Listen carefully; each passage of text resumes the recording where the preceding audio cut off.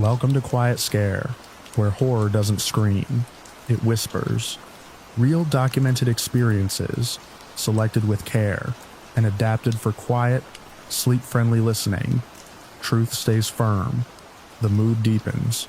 Please like and subscribe, and tap the bell for new episodes. No more than 3 ads in the first 15 minutes, then uninterrupted playback. Literary horror shaped from authentic accounts for sophisticated listeners. Sleep well and dream dark.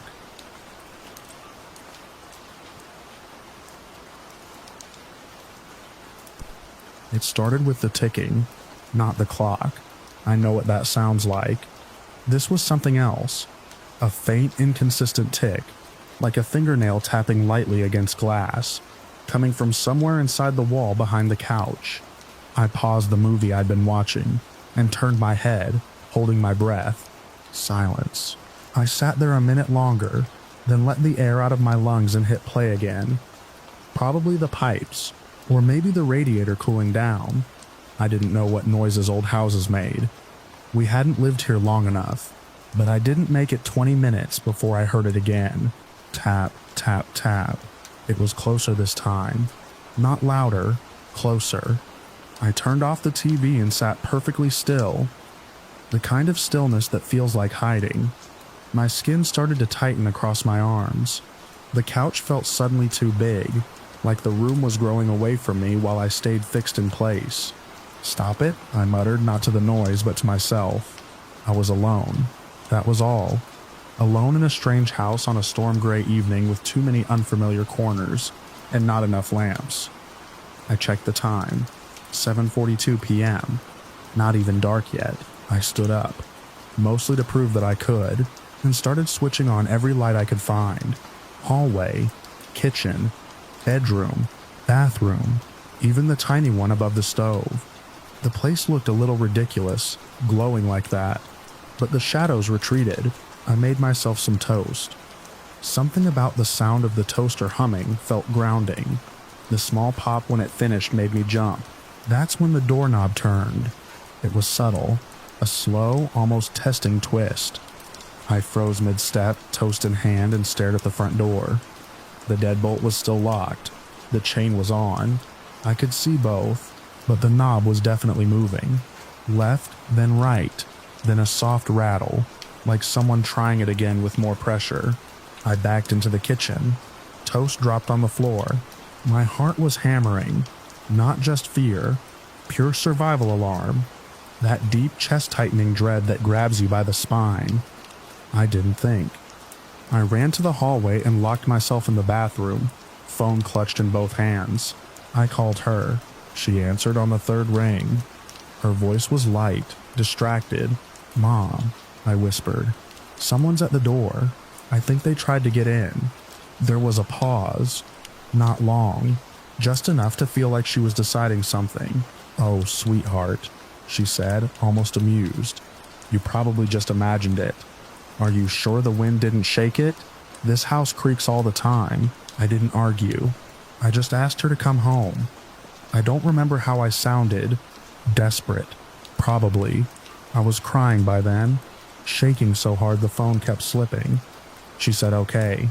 She was leaving work. Told me to breathe. That I was safe, that the door was locked. I stayed in that bathroom with my back against the tub, and my eyes locked on the doorknob.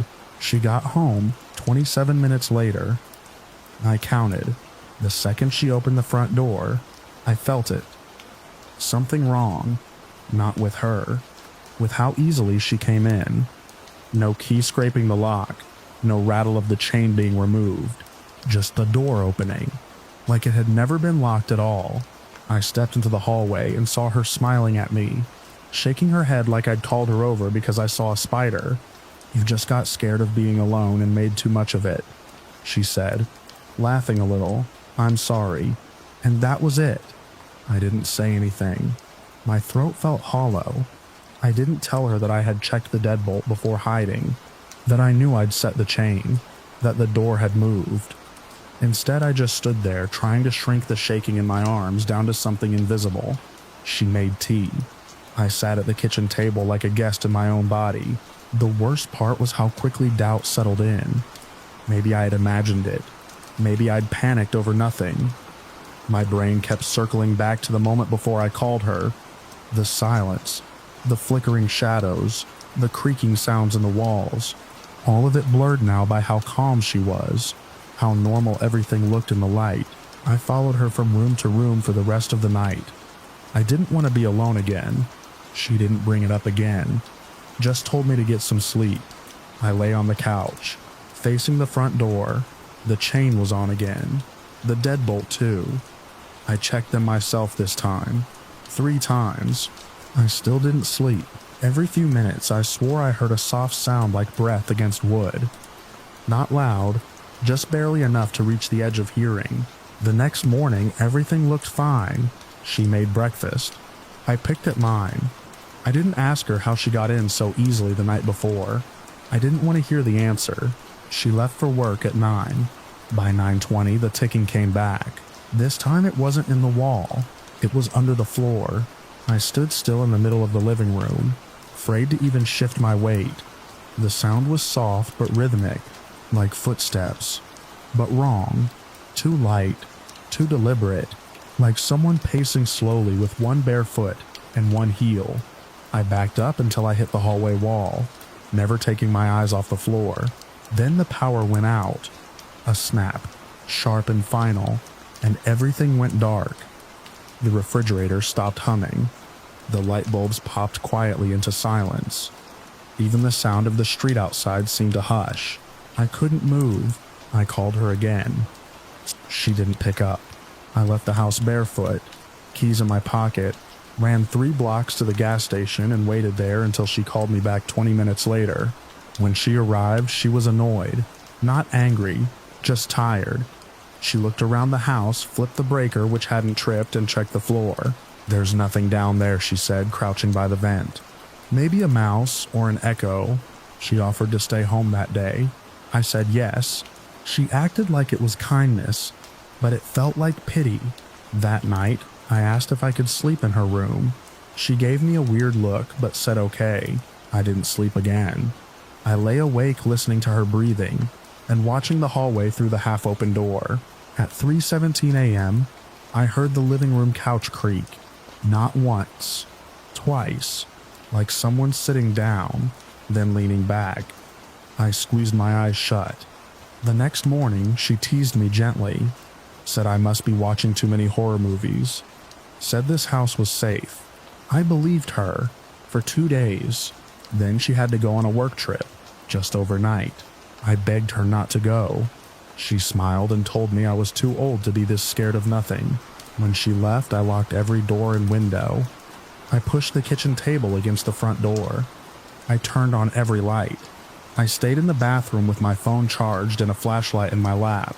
Nothing happened. Until just after midnight. The lights flickered. One by one, they dimmed, then blinked out. Not all at once, sequentially, like someone was walking through the house, flipping invisible switches. The ticking came back. This time, it was in the ceiling. I called her again. I don't remember what I said. Just sobbing, pleading. I think I told her I was sorry. I just wanted her to come back. She got home at 1:32 a.m. I didn't hear her unlock the door. She didn't mention the power being out. Didn't ask why the table was pushed against the entry. She walked in smiling and said, "It's okay, honey. You just scared yourself again." I wanted to scream. To ask why the locks never made a sound when she came in. Why she never seemed surprised by anything. That I couldn't. Because maybe she was right. Maybe I really was losing it. That's what I told myself as she hugged me and led me to the couch. And told me I should try to sleep. That I'd feel better in the morning. But I didn't sleep. Not just because of fear. Because the couch was warm when I sat down. Warm like someone had just been there a moment before. Warm like a body had been lying there.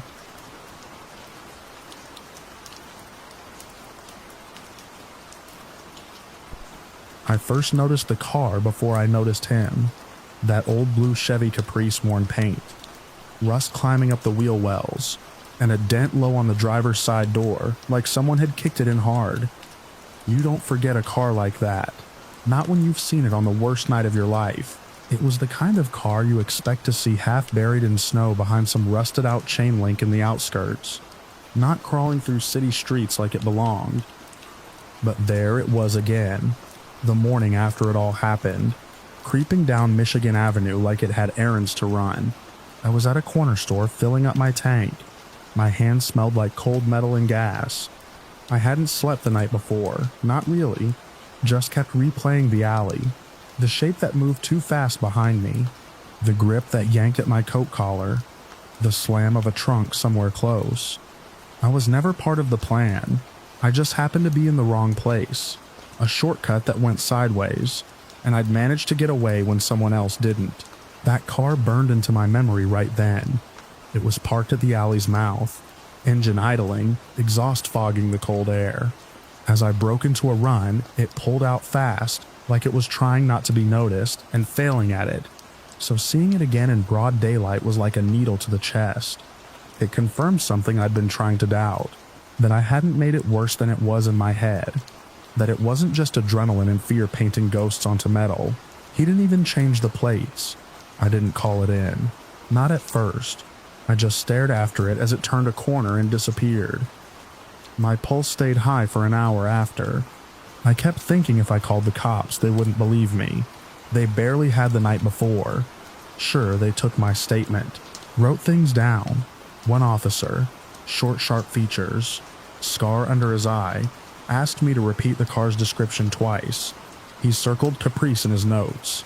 That was the only thing that made me think he might take it seriously. I went home, locked the doors. I couldn't even tell you what I did the rest of the day. Time split apart after the alley. I'd gone from a guy who caught the bus and stayed late at work, to someone who looked out windows before opening them. It's funny how fast you can fall into that version of yourself, the one who assumes they're being watched. The arrest came the next day. I found out through a news alert. Man arrested during traffic stop. Vehicle matched description from recent investigation. They didn't give names yet, but they mentioned an older model blue sedan, tied to an incident from 2 nights prior. When the photo finally posted, there was no mistaking him. Same build, same narrowed eyes. He looked annoyed, not scared, like someone who thought he was above whatever was happening. It turned out the cop with the scar had remembered the vehicle. That detail the Caprice had stuck with him. He saw it again while out on patrol and called it in. When they pulled it over, he didn't resist. Just sat there like he thought it was a mistake. It wasn't that. It wasn't that. And this tone cheats and peel with half that of the motive but half the wall of pad. The article said he was being held without bail.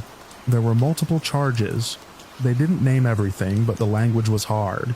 Felony assault, attempted kidnapping, aggravated conspiracy. There was mention of a broader investigation. That made sense. I knew there had to be more people involved. The alley incident had at least 3 sets of footsteps. One of them was his. The others, I didn't see faces. The judge handling his case didn't waste time. Within days, he ruled for the strictest punishment allowable by statute.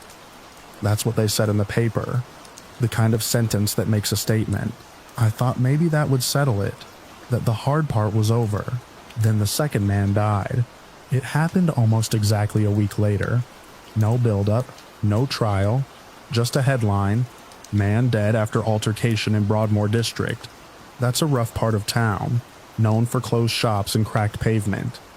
If you're going to get into trouble in this city, Broadmoor is where you go. They said it started as a fight. Witnesses claimed it looked like something personal, not random. No one pulled a weapon. But the blows came fast, and the guy didn't get up. He was dead before medics arrived. By the time police secured the scene, most of the crowd had already dispersed. No arrests, no suspects. The name didn't make it into the article at first, but the photo that circulated afterward told the rest. It was him. The one who'd put everything in motion. The one the guy in the Caprice had answered to. I remembered his face too. The alley had been quiet until he showed up. The other 2 kept looking toward him like they needed approval. He'd stood just outside the reach of the one flickering light, a silhouette with a phone in hand. He didn't help. He didn't move. He just watched. Now he was gone. Just like that. Some people online said it was revenge, street retribution. Others thought maybe it was fallout from something unrelated, another piece of whatever larger thing they'd been involved in. I kept reading comments for hours, trying to figure out if anyone else had been there, if any other witnesses were quietly reading like I was. It didn't feel like justice. Not exactly. It felt like something being erased before it could speak. But then again, I didn't want to speak either. I didn't give interviews, didn't show up at court. I let my statement stand. It was enough to get one of them locked up. Maybe more in time. The city didn't change after all that. It stayed loud, always moving. But I changed. I noticed different things. I walked different routes. I kept my eyes up. Every now and then, I'd think I saw that Caprice again. Usually a trick of light, a different car, wrong model. But for a second, I'd see the same dull blue, the same dent low on the door, and my stomach would turn. I know it's an impound now, rusting, evidence, forgotten. But in my head, it's still running, still making turns through the city, still showing up when it's least expected. Like a warning, or a reminder that justice doesn't always come cleanly. Sometimes it comes in fragments. Sometimes it leaves a scar.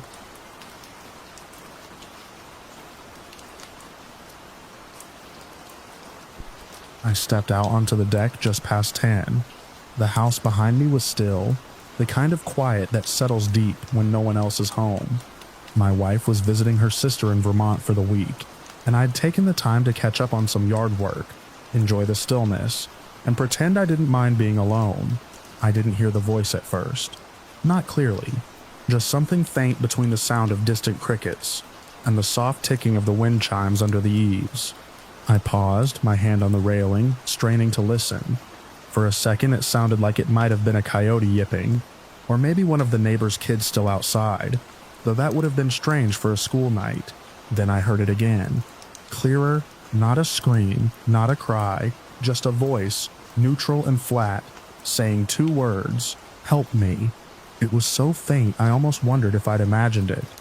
I turned and scanned the tree line at the edge of the yard. Beyond the neatly trimmed grass, the forest dropped off quick. No fences, just a sloping line of trees and underbrush that went on for acres, crisscrossed with old deer trails, and the occasional hunter's blind from back when the land had belonged to someone else. I stepped down into the yard, flashlight in hand. The beam cut a cone through the dark, scattering across low branches and the white eyes of lawn ornaments. I didn't think twice before calling out, "Hello?" It wasn't fear. Not then. It was instinct. If someone was out there lost, hurt, a kid sneaking around, I figured I could help. I didn't raise my voice too much, just enough to be heard. That's when it replied, right in front of you. No accent, no emotion. The words landed in my ears like a statement of fact, not a plea. I jerked the flashlight beam toward the sound, and for one long second I expected to see someone standing just past the tall grass at the edge of the trees. But there was nothing. No movement, no figure, just the unbroken brush and the sagging darkness beyond. I didn't speak, my mouth was dry, and I realized then that I was holding my breath. I scanned the area again, slower this time, moving the light from left to right. "Are you alone?" I asked. Nothing. No reply. No sound. The woods went back to being woods. I felt something shift. I can't explain it except to say the yard no longer felt like my yard. It was the same grass I'd mowed that afternoon, the same trees I'd seen 1,000 times, but now it was like I'd stepped into a replica. Something pretending to be familiar but built just slightly wrong. I didn't want to turn around. The idea of showing my back to the forest, of not watching, made something tighten in my spine. So I stepped back the way I'd come. Slowly, controlled, heel first, then toe, keeping the flashlight steady in front of me. The porch was farther than I remembered. My legs were stiff, and my chest felt tight like I'd just run a flight of stairs. Another step, and another. I didn't blink. I didn't dare. When I reached the bottom of the deck stairs, I grabbed the railing and let out a breath. Still nothing behind me. just trees and shadow. I climbed back up to the porch. I kept the flashlight pointed toward the woods, even though I couldn't see anything but leaves and branches. I waited, listening. The voice didn't return. I went inside, locked the door behind me, and stood in the kitchen for a while, trying to make sense of what had just happened.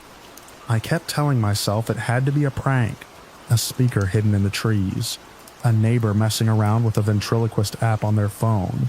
Something, anything, but it didn't feel like a prank. I didn't sleep well that night, kept waking up thinking I'd heard footsteps on the deck. I even went downstairs at one point and peered through the blinds. The motion sensor light hadn't come on, and nothing moved beyond the railing. Still, I left all the lights on in the back half of the house. The next morning, I checked the woods. I walked the edge of the yard where I'd heard the voice.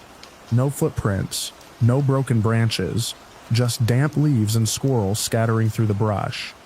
I went back inside and told myself it was over, but I didn't sit out there again. A few nights later, I was watching TV in the living room when I noticed the back porch light flicker. Just once, just a pulse. The bulb was new. I'd replaced it a week before my wife left. I muted the show and waited. Nothing else happened. The next day, I swapped the bulb out again and tightened the fixture. It held steady that night, no flicker. I started to feel like I'd been too jumpy. I told myself maybe the voice hadn't come from the woods. Maybe it was a trick of the wind, a radio in the distance, a sleep-deprived mind filling in gaps. But that only lasted until the following weekend. It was raining, a slow, steady drizzle that turned the yard to mush and filled the gutters with clumps of pine needles. I was doing dishes, facing the window above the sink, when I saw it, a shape, small, low to the ground, right at the tree line, not moving, not waving or ducking, just still. I dried my hands and reached for the flashlight, but by the time I got back to the window, the shape was gone. No splash of mud, no bent grass, no sound of anything crashing through the brush. I went out anyway. I walked the deck and stood at the railing, trying to spot what I'd seen. The rain soaked through my sweatshirt in minutes. I scanned with the flashlight until my hand cramped. No voice came, no movement. I went back inside and locked the door again. I didn't tell my wife when she got back. Not at first. I wanted her to settle in, enjoy being home. I convinced myself it wasn't worth mentioning. Then one night a few weeks later, we were both watching a movie when she paused it and asked if I'd heard someone say something outside. I muted the TV. We both listened. Nothing. She shrugged it off. I tried to do the same, but I didn't forget. I started keeping a log. Every time I heard something unusual, faint words, odd footsteps, unexplained clicks on the glass, I wrote it down. It wasn't every night, just once or twice a month. Enough to notice a pattern. Enough to know I wasn't imagining it. I installed a camera facing the woods. Motion activated. I checked it daily. A few times it caught deer. Once a raccoon. But never anything out of place. Never anything talking. The thing is, the voice never came when someone else was outside with me. Never when the dog was in the yard. Never when I was on the phone. Only when I was alone, and only at night. I told myself it was nothing. A stress reaction. Auditory hallucinations triggered by the silence. But last week, something changed. It was past midnight. I was in bed, reading. My wife was asleep beside me. The windows were cracked for air. I heard it again, not from the yard this time. Not from the woods, from the deck. Help me. I didn't move. I didn't wake her. I just stared at the ceiling, every hair on my body stiff with cold. I heard the boards creak outside the window. Just once, and then nothing. In the morning, I found nothing disturbed. No prints, no mud, no sign of intrusion. I haven't heard the voice since. But I also haven't stepped outside after dark. I don't go near the deck when the sun's down. I keep the curtains shut and the porch lights on. And still, sometimes, only sometimes, when the wind dips just low enough and the rest of the house is asleep, I swear I can feel it waiting, right in front of me.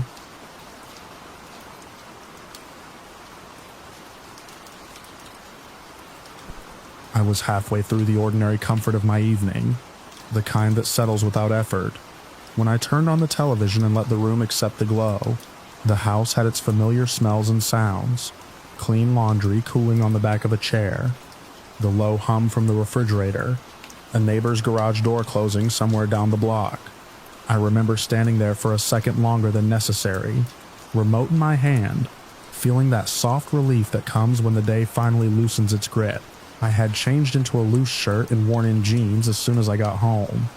The blue fabric faded enough that I didn't think about it anymore.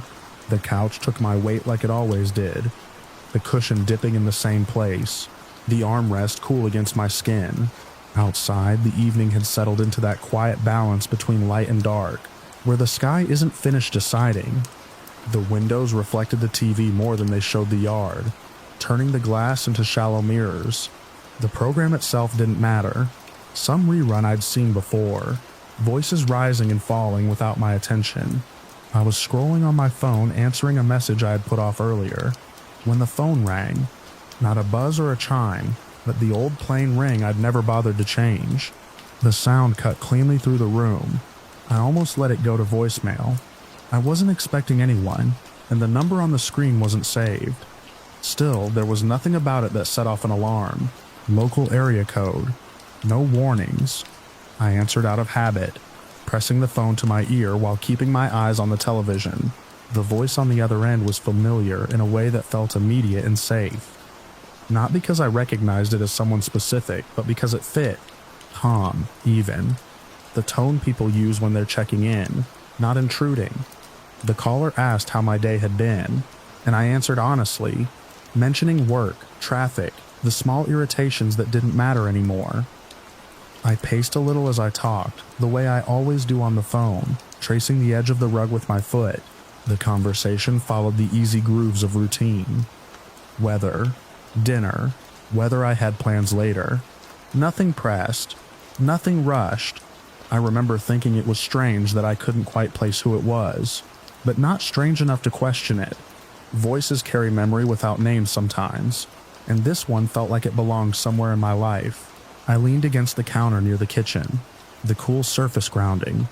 The TV laughed on cue in the other room. When the caller commented that I sounded relaxed, I agreed, saying something about finally being home. That was when the voice shifted, not in volume or emotion, but in direction. They mentioned liking what I was wearing. It came out casually, the way someone might compliment a tie they'd seen earlier. Then they added a question about the color blue, asking if it was a favorite of mine. I laughed, because the comment felt oddly specific but still harmless. I looked down at myself without thinking, registering the blue of the shirt against my skin. I said something non-committal about it being comfortable, about owning too many blue things. The caller acknowledged it, humming slightly, and the conversation moved on as if nothing had happened. For a few seconds, my mind stayed where it had been, floating in that after-work calm. Then the delay caught up. The words replayed, not louder, just clearer. Liking what I was wearing, the color blue. I stopped pacing. The kitchen seemed sharper, every edge more defined. There was no reason the caller should know what I had on. I hadn't posted anything. I hadn't mentioned clothes. The realization didn't arrive all at once. It assembled itself carefully, piece by piece, like furniture being put together in another room. I glanced toward the living room windows. From the inside, they showed only my own reflection layered over the TV's flicker. Outside was darker now, the yard a flat shape without detail. The caller kept talking, asking another ordinary question, waiting for my answer. I gave it, because my body hadn't caught up yet. My voice sounded normal to my own ears. I told myself there were explanations. A guess, a coincidence.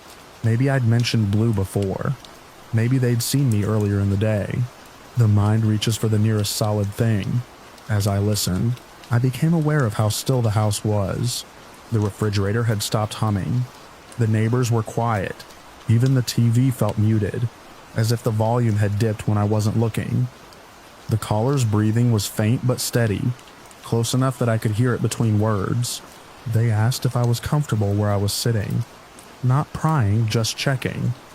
I said yes.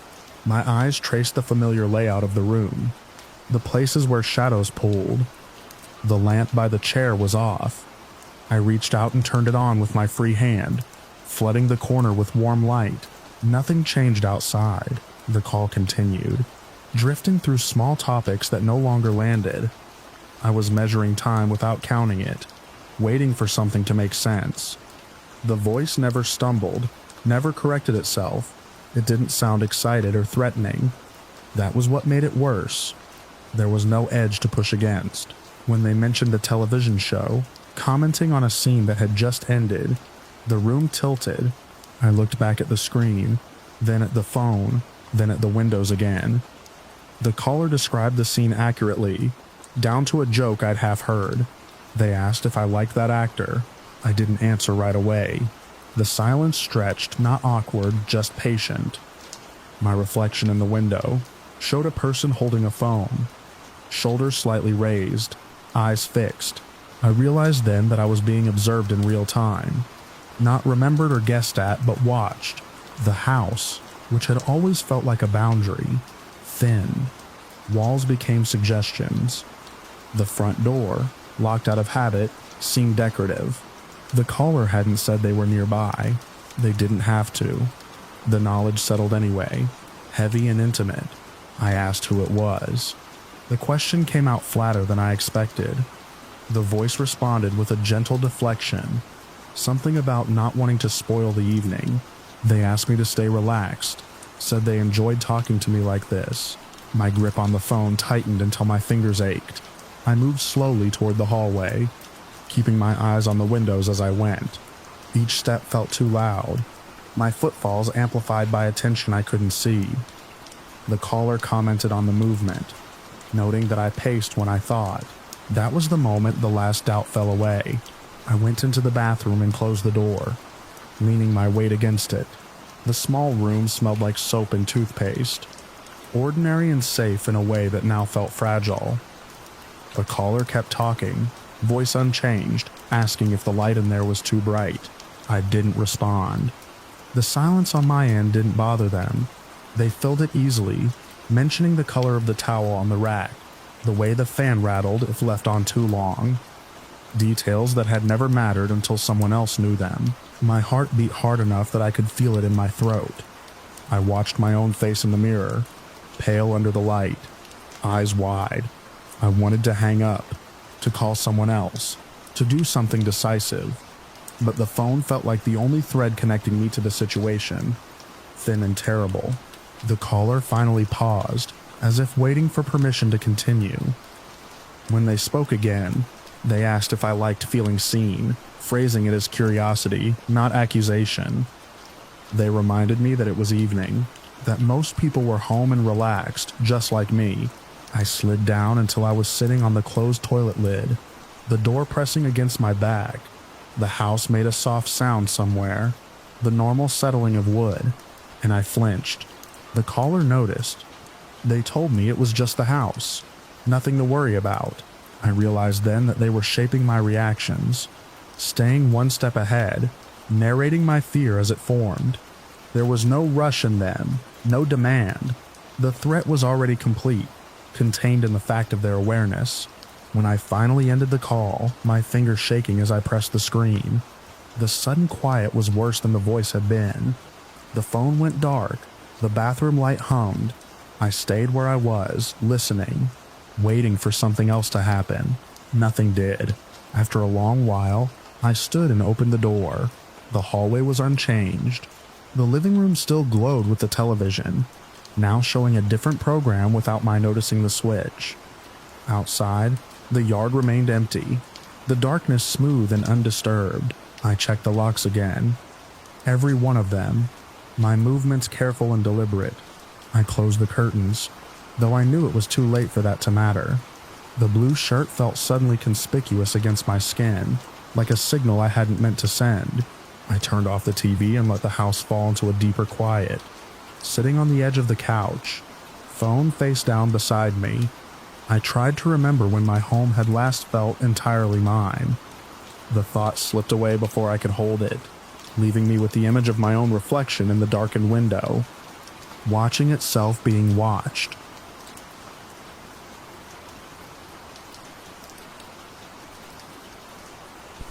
I finished my routine the way I always did, without thinking about it. The kind of automatic sequence you could perform half asleep. I rinsed my mug and set it upside down in the rack. I checked the back door, palm flat against the deadbolt until I felt it hold.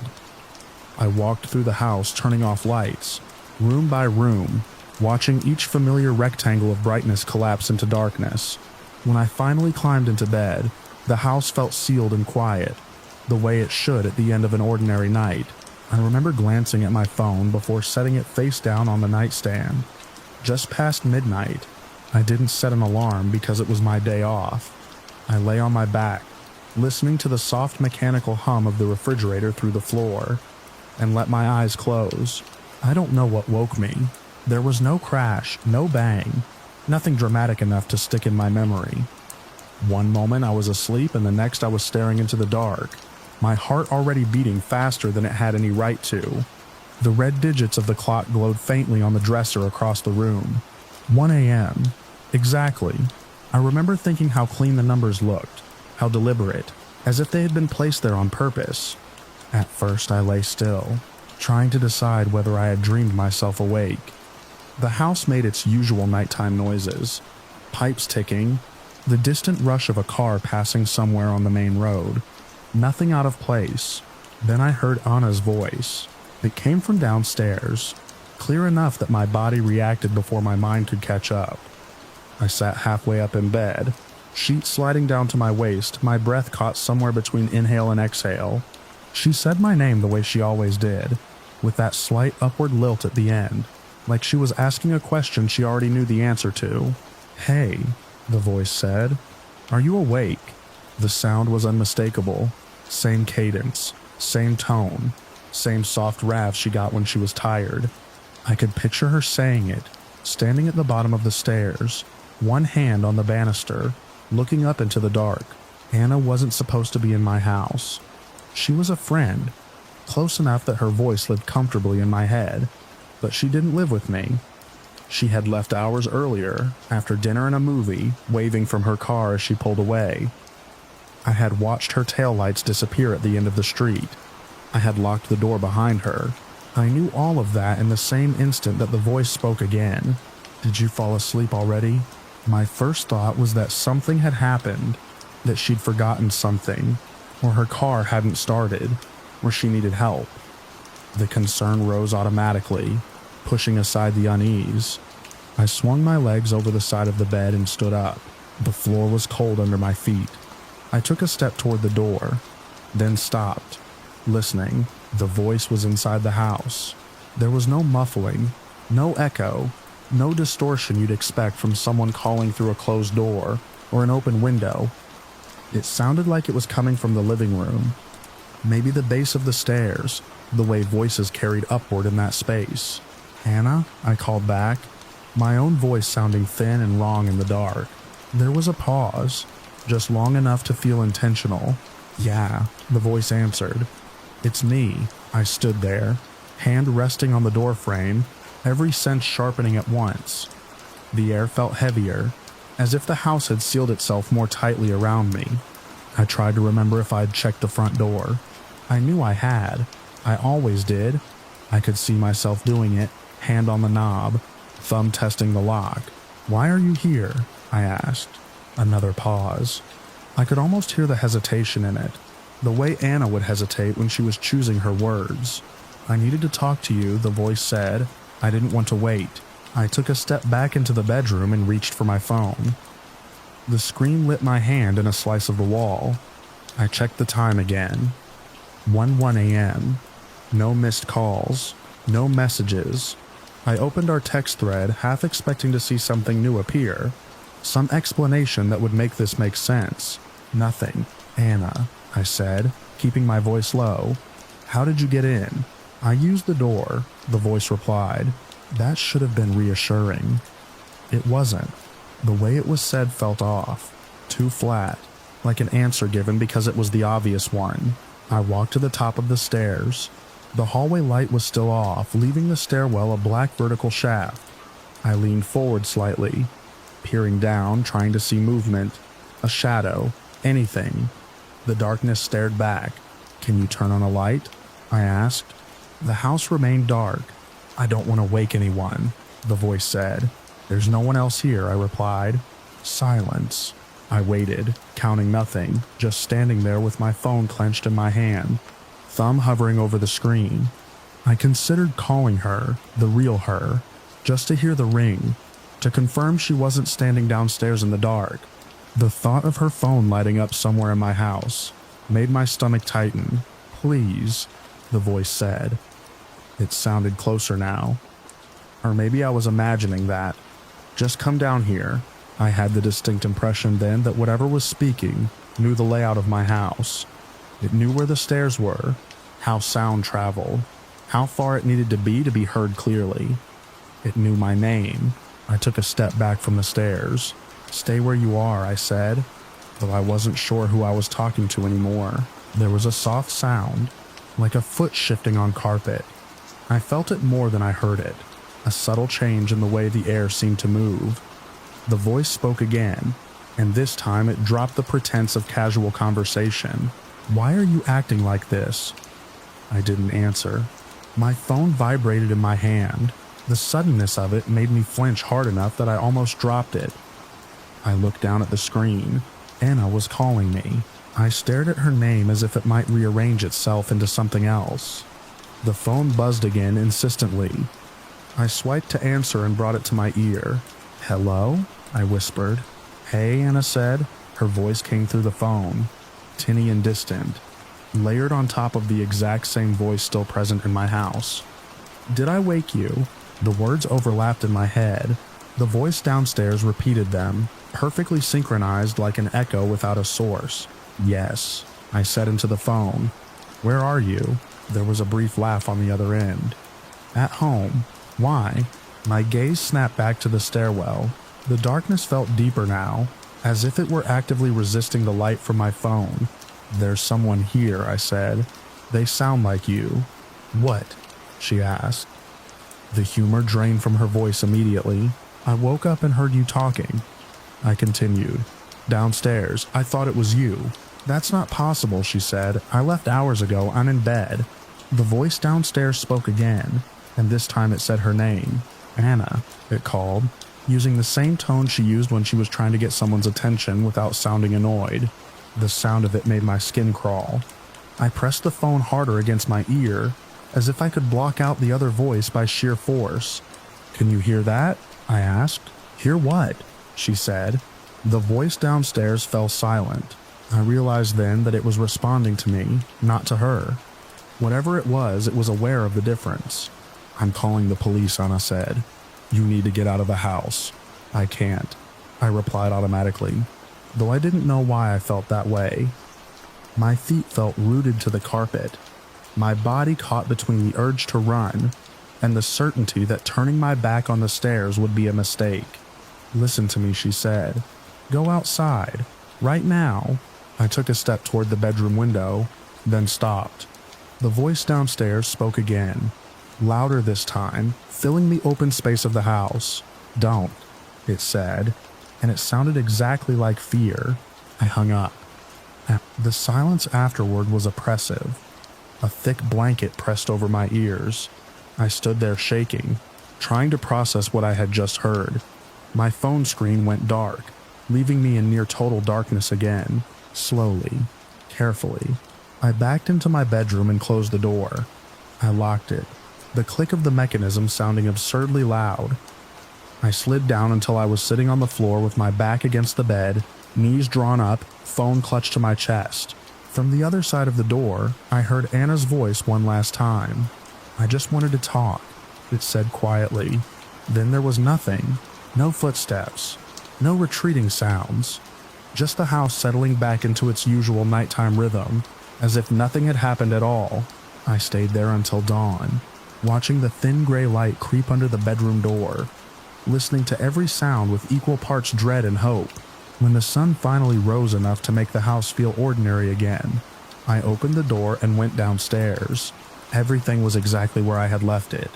Doors locked, windows closed, no sign that anyone else had been there. Anna came over later that morning, pale and shaken.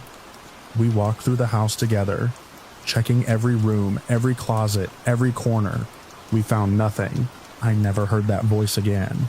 But sometimes when the house is quiet and the lights are off, I wake up around 1 a.m. for no reason at all. And for just a moment, I'm certain I'm not alone.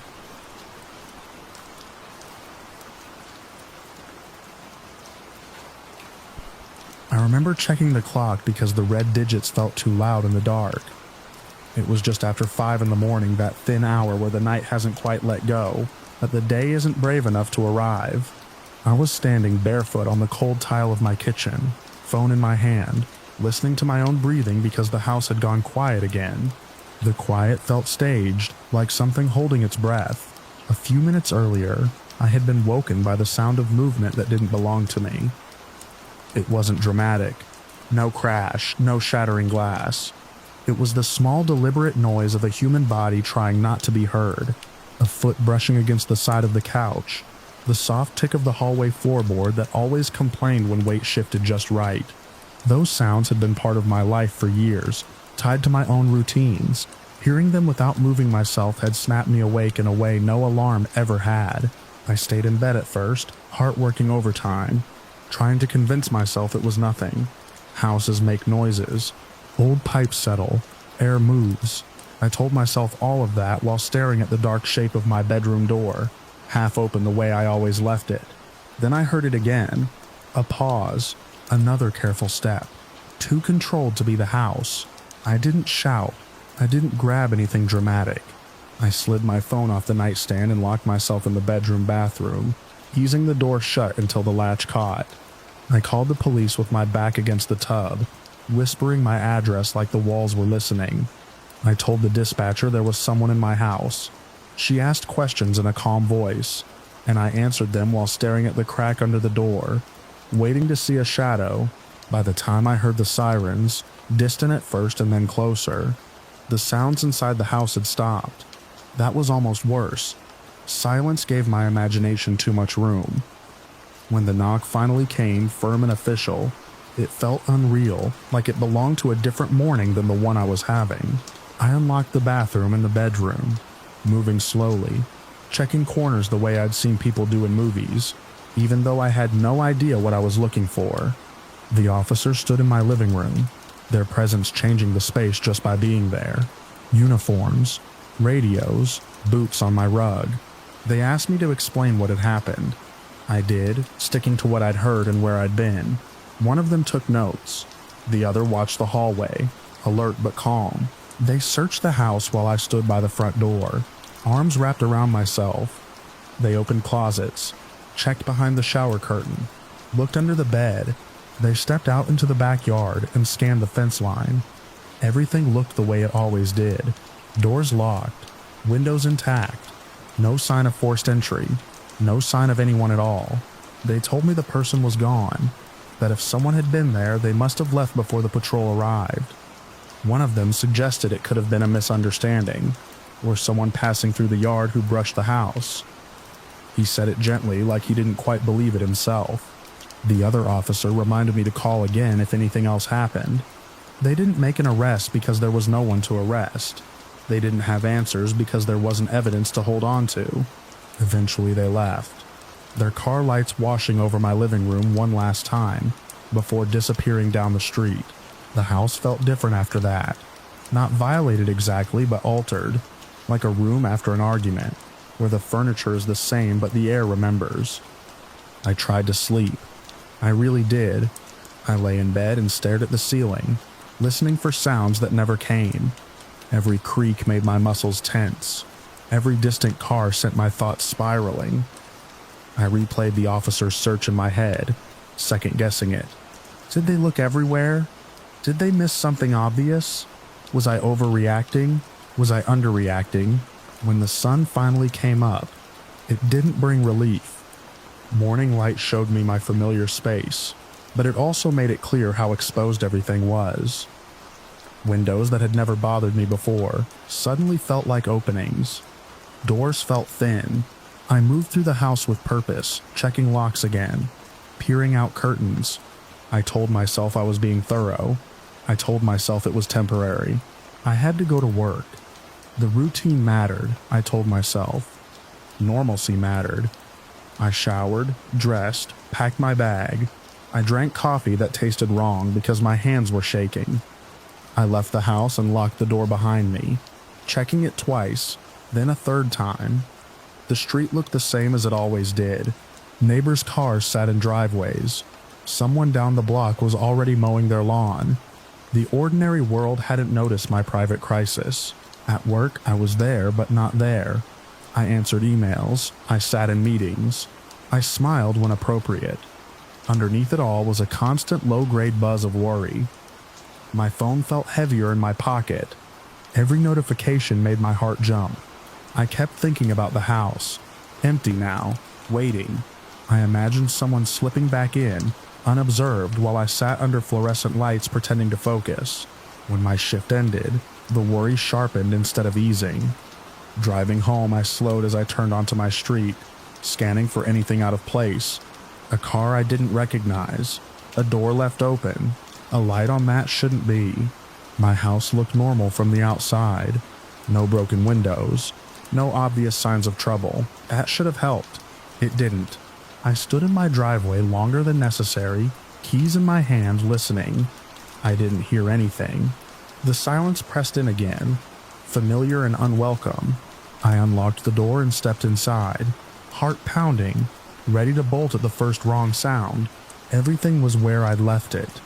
Couch cushions undisturbed, chairs pushed in, no new smells, no signs of someone else's presence. I walked through each room slowly, checking corners, opening closets just like the officers had. The house was empty. It was fine. I told myself that over and over, like a mantra. That evening blurred into a series of checks and rechecks. I cooked dinner and barely tasted it. I sat on the couch and stared at nothing, listening to the house breathe. Every sound had meaning now. The refrigerator cycling on, the tick of cooling metal, the wind brushing the siding. My mind cataloged each noise, waited, decided whether it was safe. Night came again, and with it the memory of how this had all started. 5 a.m. felt too close, like a threat on the calendar. I locked the doors, set the alarm, turned on lights I usually left off. I lay in bed fully clothed, phone on my chest, eyes open. Sleep didn't come easily. When it did, it was shallow and easily broken. In the days that followed, the fear didn't fade the way I expected it to. It settled in. I went to work, came home, checked the house. I slept poorly. I jumped at sudden noises. I replayed the officer's words in my head, especially the part where they said to call again if anything else happened. It felt like unfinished business, like an open loop that never closed. Friends told me it would pass, that nothing had actually happened, that the police had checked and everything was fine. I nodded and agreed because it was easier than explaining how wrong that sounded. Something had happened. Someone had been there, or at least I believed they had. The lack of an arrest didn't erase the memory of those sounds, or the way my body had reacted. The fact that no one was found didn't make me feel safe. It made me feel unseen. I became hyper-aware of patterns. I noticed when cars slowed near my house. I noticed footsteps on the sidewalk. I noticed shadows in windows that weren't there when I looked twice. I knew intellectually that anxiety could do this, that stress could sharpen perception until it cut you. Knowing that didn't stop it.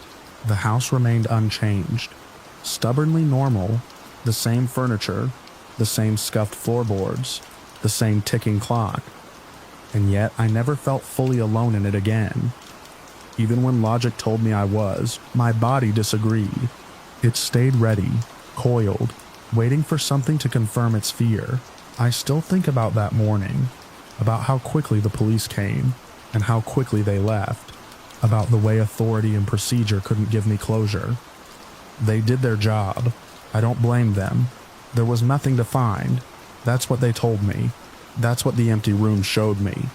And yet the absence of answers became its own kind of presence, something that followed me through my days and nights.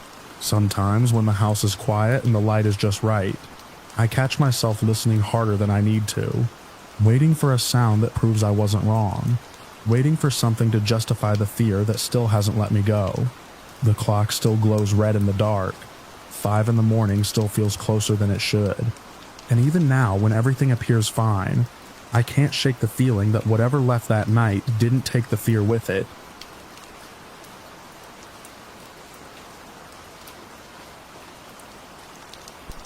I check the house the way you do when something has already taught you not to trust quiet. Every drawer, every cabinet, the back closet where I keep winter coats, even in summer. Nothing was missing. The laptop was where I'd left it. The envelope with documents still tucked behind the filing tray. The old watch from my grandfather still in its dish by the sink. I locked the doors, slid the deadbolt until it seated with a dull certainty, and made a slow loop through the rooms again, touching light switches, listening to the house settle. That earlier scare had left me alert in a way coffee never could, and I carried that alertness with me as I turned off the last light and headed for bed. Sleep didn't come. I lay on my back and watched the fan carve the dark into rotating slices, its motor humming at a steady pitch that usually smooths my thoughts. The room was the familiar rectangle of ceiling, door frame, and shadowed dresser. I told myself the house had been checked, the locks were set, nothing had been taken. I told myself the earlier event was over, a closed chapter. The fan kept turning. It was a blessing that I couldn't sleep. I didn't know that yet. I just knew that my eyes stayed open, that my body refused a small surrender of rest. When the noise came, I was already awake enough to hear it. At first it was nothing I could point to. A soft interruption in the fan's steady wash, like a finger dragged lightly across fabric. I held my breath and waited for it to repeat. The fan continued, constant. The interruption did not. I exhaled and shifted, telling myself it was the house cooling, a pipe contracting, the ordinary vocabulary of an old place. Then it came again, closer to shape this time. A faint scrape that suggested contact rather than settling. I sat up, the sheets whispering. The fan was still on, still masking so much of the house, but now there was something threading through it. A second pattern that didn't belong. I swung my legs over the side of the bed and stood. The floor was cold. I paused, listening, letting my breathing slow so I could hear better. The noise had stopped. That was almost worse. Silence after sound sharpens you. It makes every corner feel like a held breath. I crossed the room and opened the door. The hallway was dark except for a sliver of light from the bathroom nightlight. I stood there, hand on the frame, and listened. The fan hummed behind me. Somewhere ahead, the house held its shape. I moved down the hall and checked the front door. The deadbolt was still thrown. The knob didn't give when I tested it. The window beside the door was latched. I checked the back door. Same. The kitchen windows were closed, the small one over the sink locked. I walked the perimeter with a care that bordered on ritual, fingers brushing frames, eyes adjusting to shadow. Everything was as I had left it. Back in the bedroom, I sat on the edge of the bed and waited. The fan continued its steady work. My inability to sleep stretched on, and with it my attention sharpened further. That earlier encounter, the reason I'd checked for missing valuables, had tuned me to the house's smaller sounds. I had learned the difference between the refrigerator cycling and a footstep, between wind against siding and something moving inside. That vigilance was now a lens I couldn't put down. The noise returned, low and tentative. It came from above me. I tilted my head and listened. The ceiling fan spun inches below the ceiling, its blades slicing air. Above that, beyond the drywall, something made a sound like fabric dragged over wood. It wasn't loud. It didn't announce itself. It was the kind of sound you'd miss if you were asleep, if the fan were doing its job. I was awake, and the fan's constancy made the interruption stand out. I stepped back into the hallway and looked up, as if my gaze could pierce the ceiling. The house is a simple 2-story. The bedroom's upstairs.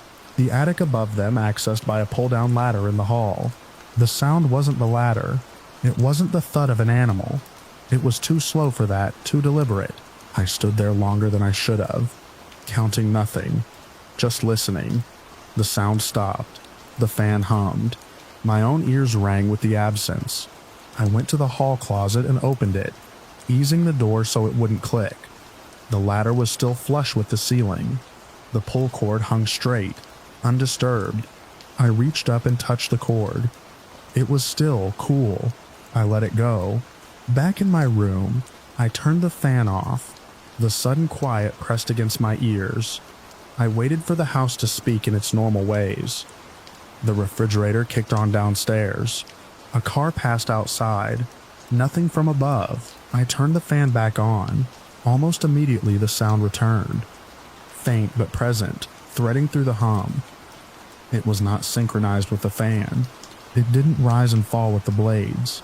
It existed alongside it, an independent rhythm. My heart started to pick up speed, but my movements stayed careful. I had learned earlier that night that panic wastes time. I grabbed my phone and used its light to scan the ceiling. No marks, no movement, just paint and shadow.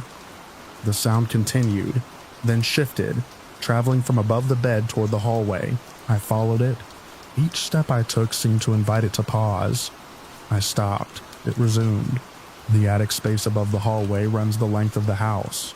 A long, low cavity filled with insulation and whatever has been stored and forgotten. The sound now came from directly overhead, a soft pressure against the idea of empty space. I stood under the attic access and listened. The fan in my room continued to hum, a distant reassurance. The noise above me resolved into something like a hand sliding along a beam. I knew that was an image my mind supplied. I knew it could be something else. Insulation shifting, a squirrel, a rat, but those explanations didn't fit the pace. Animals move in bursts. This was steady. I considered pulling the ladder down. The thought brought with it a cold awareness of what that would mean. Breaking the plane between me and whatever occupied the space above. I did not do it. Vigilance doesn't require bravado. It requires attention. The sound moved again, away from the hall and toward the far end of the house. I tracked it, stopping when it stopped, starting when it started. It never rushed. It never acknowledged me.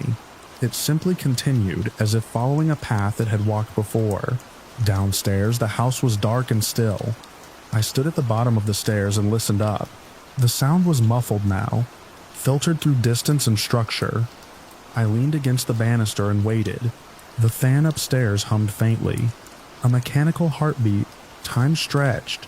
The noise faded until I wasn't sure if it had stopped, or if my ears had adjusted. I waited longer, because certainty matters. When I finally moved, it was with the deliberate care of someone who knows that suddenness can change a situation. I checked the locks again. I checked the windows again. Nothing had changed. The earlier event, the reason for my vigilance, remained contained to memory. No valuables were missing. No doors were open. The house was secure. I went back upstairs and sat on the bed. The fan continued its steady work. I did not lie down. I kept my feet on the floor, my back straight. The noise did not return immediately. I let myself breathe. When it did come back, it was closer to my room, above the far wall near the closet. A faint pressure sound like weight shifting. I held still. The fan's hum made it harder to pinpoint, but my ears had learned its shape now. It was not random. It followed the architecture of the house. I thought about the blessing of being awake. If I had slept, I would have missed this entirely. The noise would have threaded through my dreams, or gone unnoticed, and I would have woken with a vague sense of unease and no memory of cause. Being awake gave me context, a timeline. It also gave me no relief. The sound paused directly above me. I felt it more than heard it. A subtle change in pressure that made the room feel smaller. I stood slowly, the bed creaking in protest. The noise did not react. It held. I took a step toward the door. The noise shifted, moving away. It was not fast. It did not scramble. It retreated with the same measured pace it had arrived. I followed until it reached the hall again, then stopped. There is a point where pursuit becomes invitation. I did not cross it. Eventually, the house settled back into its ordinary language. The refrigerator cycled. The fan hummed. Outside, the wind moved through trees. The attic above me was quiet. I did not sleep. I sat until the dark lightened at the edges, until morning announced itself with color rather than sound. When the sun finally made the hallway visible without a light, I went back to the attic access and pulled the ladder down. The smell of insulation and dust met me. I shone my phone's light into the space and saw nothing out of place. No disturbed boxes, no tracks I could recognize, just beams, insulation, the long, low geometry of storage. I closed the ladder and stood there, listening. The house was quiet in the way daylight makes possible. Whatever had moved above me had left no mark I could point to. The only evidence was my own alertness, sharpened by an earlier scare, carried through a sleepless night, and justified by sounds that did not belong. I locked the doors again before I left for the day, though they had never been unlocked. The habit felt necessary now. Vigilance had become part of the house, another fixture I would live with. That night taught me that intrusion doesn't always take what you can count, that anxiety can be earned by the smallest disturbances, and that sometimes the only thing standing between you and the unseen is the simple blessing of being awake.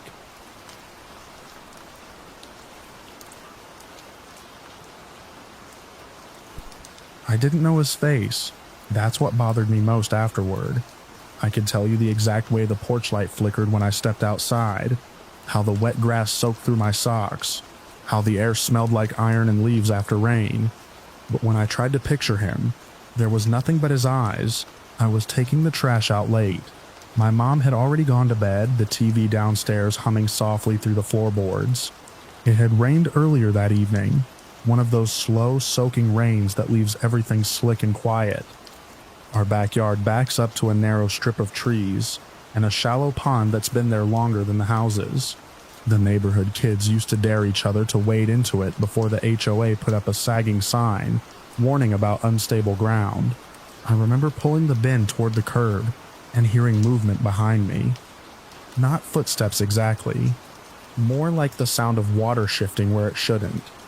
I turned, expecting to see a raccoon or one of the stray cats that cut through the yards at night. Instead, someone was standing near the edge of the pond. He was close enough that I should have been able to describe him later. Height, clothes, hair, but all of that slid off my memory like rain off glass. What stuck were his eyes, pale, unblinking, catching the porch light in a way that made them seem flat, not reflective, watching. He didn't speak. Neither did I. For a few seconds we just stood there, the night thick around us. Then he shifted his weight, and the water behind him rippled again. I remember thinking he shouldn't be standing there, that the ground near the pond gave way easily. People had sunk knee-deep before realizing it. My chest tightened. I took a step back. He took a step forward. That was when my mom called my name from inside the house. The sound broke whatever held the moment together. I turned my head toward the door, just for an instant, long enough to answer her. When I looked back, the space by the pond was empty. No footsteps retreating, no splash, just the water settling, smooth and dark, and my own reflection shaking in it. I didn't sleep much that night. Every time I closed my eyes, those eyes stared back at me, suspended in the dark. In the morning, I tried to tell myself it had been a trick of light, exhaustion, nerves, the kind of thing that happens when you're half alone and your brain fills in gaps. The news came the next day. I was eating cereal at the kitchen table when the local channel cut to a short segment. A neighbor had been found dead in a shallow pond. The address scrolled across the bottom of the screen, and my spoon clinked against the bowl as my hand froze. It was our address. The reporter stood at the end of the street, yellow tape visible behind her. She said the deceased lived a few houses down, middle-aged, kept to himself, found early that morning by a jogger cutting through the yards. The authorities were calling it an accident, possibly related to a fall. No foul play suspected. The camera panned briefly toward the pond. It looked smaller on screen. Harmless even. 5 or 6 feet deep at most in the center. Shallower near the edges where weeds and mud crept in. The kind of place you could stand up in if you slipped, if you were conscious, if you wanted to. My mom came into the kitchen halfway through the report. She asked why I looked pale. I told her someone had died in the neighborhood. She frowned, crossed herself out of habit, and said it was a shame. People get careless around water, she added, especially at night. I didn't tell her about the man I'd seen. I didn't have words for it that wouldn't sound ridiculous. How do you explain remembering eyes without a face? How do you say you feel responsible without knowing for what? The police knocked later that afternoon. 2 officers, polite and tired, asking routine questions. Had we heard anything unusual overnight? Had we seen anyone near the pond? I told them about taking the trash out, about hearing movement. I stopped short of describing the eyes. One of the officers wrote things down. The other looked past me toward the backyard. He said people sometimes cut through properties to avoid the main road. Said it was probably nothing. Accidents happen. They left a card and moved on to the next house. The following days settled into an uneasy quiet. The tape came down. The news cycle moved on. But the pond didn't look the same to me anymore. The water line marked the grass like a bruise. Leaves collected where the surface dipped, refusing to drift away. I found myself standing at the back window more often, watching it without realizing I'd started. At night, reflections made shapes that vanished when I leaned closer. I kept expecting to see those eyes again, floating just above the surface. A week later, the news broke another story. It was framed as an investigation piece. A previously undisclosed facility operating within a residential area. The anchor's tone was careful, measured. A mental health center, she said.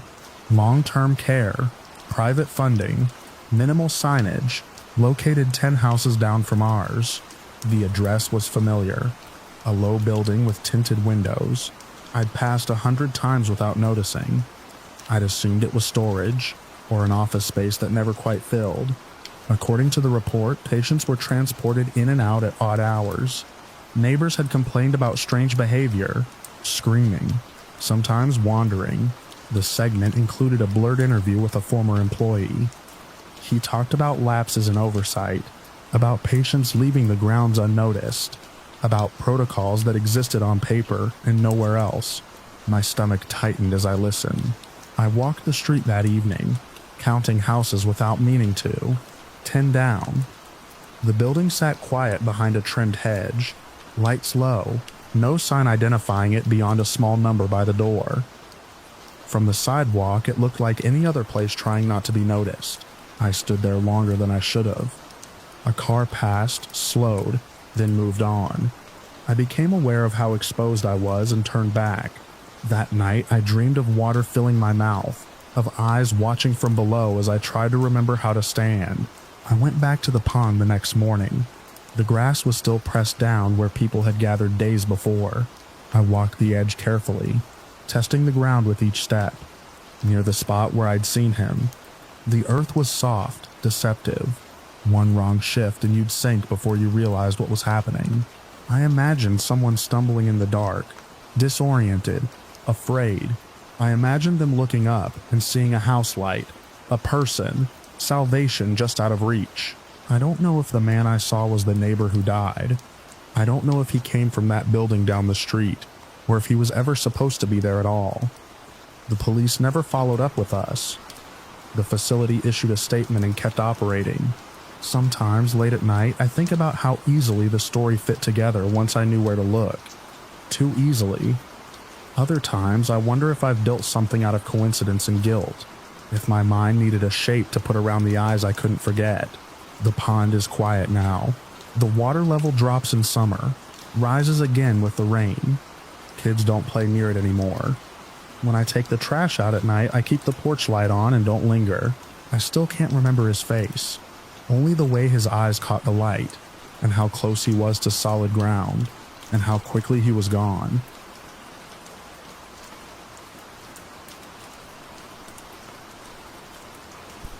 The alert came through my phone as a hard vibration against the kitchen counter, rattling next to a glass I hadn't moved since dinner. Outside, the storm had been building for hours, wind shoving rain sideways so hard it hissed when it hit the siding. I wiped my hands on my jeans and glanced down at the screen, expecting nothing more than branches or the neighbor's cat tripping the door camera again. The thumbnail loaded slowly, buffering on gray static before sharpening into the porch. A man was standing there. He was close to the door, closer than anyone ever stood unless they were about to knock. Late 40s or early 50s, hard to tell under the porch light. What I remember clearly is his face angled up toward the lens, eyes open too wide, whites bright against the shadow of the awning. He wasn't squinting against the rain. He wasn't blinking. He was staring straight into the camera, straight at me as if he knew exactly where I was in the house. The storm swallowed most sounds, but I imagined the wind tugging at his jacket, the wet slap of water against concrete around his boots. He didn't move. The timestamp ticked forward and he stayed frozen, eyes locked on that small black circle above the door. I stood there longer than I should have, phone buzzing again with another motion alert as he shifted his weight just enough to trigger it. The dread came on heavy and sudden, like a weight pressed between my shoulders. My brothers were in the living room, a game paused on the TV, the dog asleep at their feet. They were young enough that sudden noises still sent them into a panic spiral, and I felt the familiar pull of being the oldest, the one who had to decide what to do before fear got a vote. I muted the TV and walked in slowly, keeping my voice low and steady. I told them we were going to play a quiet game for a minute. No running, no yelling, just listening. They looked at me confused, but they knew my tone. The dog lifted his head, ears pricked, sensing the shift in the air. I clipped his leash on without explanation, my hand shaking just enough that the metal rang softly. The next alert came with a sharp crack from the front of the house. Not a knock, a hit. The sound cut through the storm like wood splitting under a hammer. I didn't check the camera again. I didn't need to. I felt it in my chest, the certainty snapping into place. I herded my brothers down the hall, one hand on the dog's collar, the other pushing open the bathroom door. It was the only room without a window, small and tiled, the kind of space that always smelled faintly of bleach no matter how often it was cleaned. We squeezed inside, backs against the tub, knees knocking. I locked the door and slid down until I was sitting on the cold floor.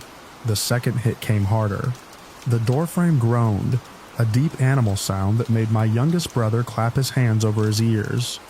I pressed a finger to my lips, feeling my heart hammer so hard I thought it might make noise on its own. Somewhere beyond the walls, the man laughed. It wasn't loud, it wasn't manic, it was low and breathy, threaded with something like relief, as if he'd finally gotten what he came for. The sound slipped under the storm and into the house, and my stomach twisted when I realized he wasn't rushing. He was taking his time. I dialed 911 with shaking fingers, keeping the phone close to my chest. I whispered our address, the words tumbling out faster than I could organize them. The operator's voice was calm, a steady line I clung to as she told me officers were on the way, told me to stay quiet, told me to keep the door locked. I nodded even though she couldn't see me, counting the seconds by the drip of water from the dog's fur onto the tile. The front door gave way with a final crack that sounded like a gunshot in the confined space of the house. Wood splintered. The wind surged in, carrying rain, and the smell of wet asphalt. His footsteps followed, heavy and deliberate, tracking across the entryway. Something glass shattered, the sharp tinkle echoing down the hall. A picture frame maybe, or the mirror by the stairs. We huddled together, my brother's shoulders pressed into my sides, the dog trembling so hard his nails clicked against the floor. I wrapped an arm around him, feeling the heat of his body, the fast thud of his heart. I kept my other hand on the phone, the operator murmuring reassurance I barely heard over the noise of destruction creeping closer. The man moved through the house like he owned it. Drawers slammed, cabinets ripped open. I heard the thud of something heavy being knocked over, then another burst of laughter when it hit the floor. The sound scraped along my nerves. It didn't sound like someone searching. It sounded like someone enjoying himself. A door banged open down the hall, one of the bedrooms. I pictured him tossing mattresses aside, ripping curtains from rods, tracking mud across carpet we'd vacuumed that afternoon. Every crash made my brothers flinch, and I tightened my grip, silently begging them to stay still, stay quiet. The bathroom light was off, the room lit only by the thin line of illumination under the door, flickering as shadows passed back and forth. At one point, the footsteps paused right outside. I held my breath until my lungs burned, convinced he could hear it. The doorknob rattled once, a testing motion that sent a shock through me so sharp I almost cried out. The lock held. There was a moment of silence, so complete it felt like the storm had stopped just to listen. Then he moved on, the pressure lifting just enough for me to drag in a shallow breath. The operator whispered that the police were close now, that I was doing the right thing. I stared at the bathroom door, tracing the grain of the wood with my eyes, trying to anchor myself to something solid and unchanging. The rampage continued. The crash of the coffee table, the wet rip of the couch cushions tearing open, a metallic clang from the kitchen that made me think of the knife block hitting the floor. Each sound painted a picture I didn't want, my mind filling in details I had no business imagining. I focused instead on my brothers' faces, pale and rigid, eyes wide in the dark, trusting me to keep them safe. Sirens cut through the storm at last, distant at first, then growing louder, closer. The man reacted instantly.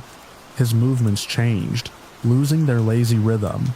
He cursed, the words slurred and ugly, and something heavy slammed against a wall, hard enough to make the bathroom door shudder in its frame.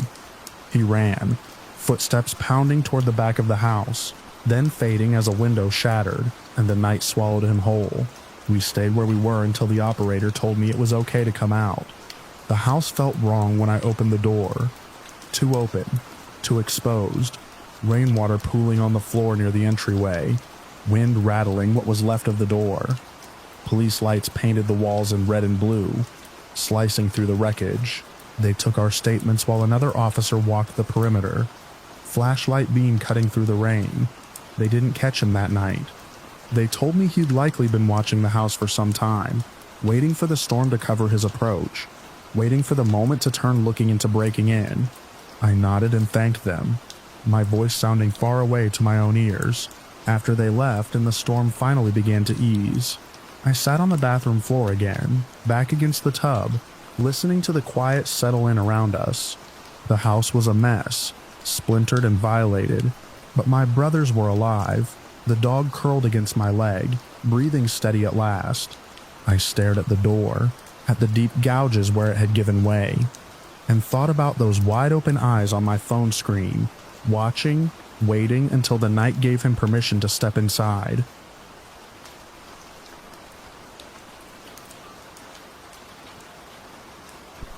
The first thing I noticed was the sound, not the sight. A faint scrape like fabric dragging across grit came from above my bedroom window. I was already in bed, foam dimmed against my chest, the house quiet in that way it only ever got when everyone else was gone. I remember holding my breath and listening again, telling myself it was branches or a raccoon or the wind pushing something loose along the roof. Then I sat up and looked. My window faced the side of the house, just enough angle to see the slanted roof that ran beneath it. At first, all I saw was darkness and the pale reflection of my own room. Then something shifted. A shape separated itself from the roofline, rising slowly, deliberately, until it resolved into a person. He was close. Too close. A man in a black hoodie was crouched on the roof outside my window, one hand braced against the shingles, the other hanging loose at his side. The hood was up, pulled forward, so I couldn't see his face. He wasn't trying to hide exactly. He was just there, balanced and still, like he had all the time in the world. I didn't scream, I didn't move, I don't know if he could see me through the glass, but the thought that he might was enough to lock my body in place. The only thing I could hear was my own pulse, loud and uneven, filling my ears. After a few seconds that felt much longer, he shifted his weight and leaned closer to the window. The glass reflected the black of his hoodie back at him, turning him into a dark double layered over my room. I watched his shoulder rise and fall, slow and calm, and I realized he wasn't trying to get in. Not yet, he was looking. I slid my phone off my chest and down into the blankets, the screen lighting my hands. I didn't want the glow to carry. My fingers shook as I typed, and I had to erase and retype the message twice before it made sense. I told my mom there was a man on the roof outside my window. The reply came faster than I expected. She told me to lock my door, lock every door, and call 911 if he tried to get inside. She asked where Alex was, and I had to remind her that my brother wasn't due back until later. That was part of why I was alone. Part of why the house felt so exposed all of a sudden. Like the walls had thinned. I didn't look back at the window while we texted. I kept my eyes on the phone, on the words. Like that could hold the situation in place. When I finally glanced up again, the roof was empty. I rushed to the window and pressed my forehead against the glass, scanning the shingles, the edge of the gutter, the drop down to the yard below. There was nothing there. No movement, no sound. Just the roof, unchanged as if it had been that way all night. That was somehow worse. I locked my bedroom door and checked the window latch, even though it hadn't been touched. I moved through the upstairs hallway on quiet feet, making sure the bathroom window was shut, the guest room window locked. Every shadow looked deeper than it had before. Every small noise felt intentional. Downstairs, I slid the bolts into place on the front door and checked the back, my hand lingering on the knob longer than necessary. The house smelled the same as always, faintly of detergent and old wood, but it didn't feel like mine anymore. It felt like a place I was borrowing temporarily, and someone else knew it. When I went back upstairs, I kept the lights off. I didn't want to advertise where I was.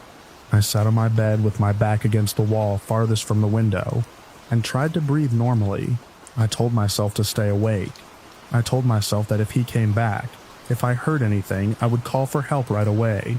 But the adrenaline ebbed in uneven waves, leaving me hollow and exhausted. At some point, without meaning to, I lay down. I don't know how long I slept. Minutes, maybe. An hour. The house was silent when I opened my eyes, the darkness thicker than before. For a moment I forgot why my heart was already racing. Then it came back to me all at once, sharp and cold. I was still staring at the ceiling when I heard it. A sound from downstairs. Not a bang or a crash, but the distinct, unmistakable click of the front door, unlocking, followed by the soft creak of it opening inward. I sat up so fast I felt dizzy. My first thought was that I had imagined it, that my mind was filling in details because it wanted a reason to panic. My second thought was that maybe Alex had come home early and hadn't texted. That explanation lasted exactly as long as it took for the confusion to set in. Alex always texted. He never came in quietly. He never unlocked the door and slipped inside like that. The sound came again. Footsteps, slow and careful, crossing the entryway. I grabbed my phone and held it with both hands, the screen lighting the room despite my efforts to keep it dim. I watched the door, waiting for it to move, waiting for someone to knock or call my name. Nothing. The footsteps continued, deeper into the house. I could hear them on the hardwood, a measured pace that suggested whoever it was knew where they were going. I thought about calling 911 right then, my thumb hovering over the screen, but something held me back. A stupid, hopeful part of me still wanted this to be a misunderstanding, still wanted it to be safe. I texted my mom again. My message is shorter this time, less coherent. I told her the front door had opened. I told her someone was inside. She told me to call 911. Now, I did. I whispered my address into the phone, my voice shaking so badly I had to repeat myself. I stayed in my room while I talked. The door locked. My body pressed against it as if that could keep it closed.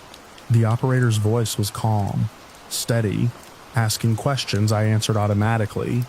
Was I alone? Were any weapons visible? Where was I in the house? While I spoke, The footsteps stopped. The silence that followed was unbearable. It felt deliberate, like whoever was downstairs had decided to listen. I lowered my voice even more, barely breathing between words. The operator told me officers were on the way, told me to stay where I was. I don't remember hanging up. I remember the house holding its breath with me. Something moved downstairs again, a drawer sliding open, the faint clink of something being set down on a counter. Ordinary sounds, domestic sounds, twisted by context into something threatening. I pictured the man from the roof moving through our kitchen, touching our things, learning the layout of the house in the dark. I stayed where I was, knees pulled up, phone clutched so tight my fingers ached. I kept thinking about the roof, about how easily he had gotten up there, how close he had been to my window. I wondered how long he had been watching before I noticed. I wondered how long he had been planning to come inside. The footsteps started again, slower now, heavier. They moved toward the stairs. I pressed my hand over my mouth to keep from making a sound. Each step creaked under his weight, the old wood complaining softly as he climbed. I counted without meaning to, each creak another inch closer to the top. The hall light downstairs flicked on, flooding the stairwell with a weak yellow glow. The light stopped at the landing. I could see the line of it under my bedroom door, cutting the darkness in half. A shadow passed through it, stretching and distorting as it moved. There was a pause, long enough that my legs started to cramp, that my breathing went shallow and fast.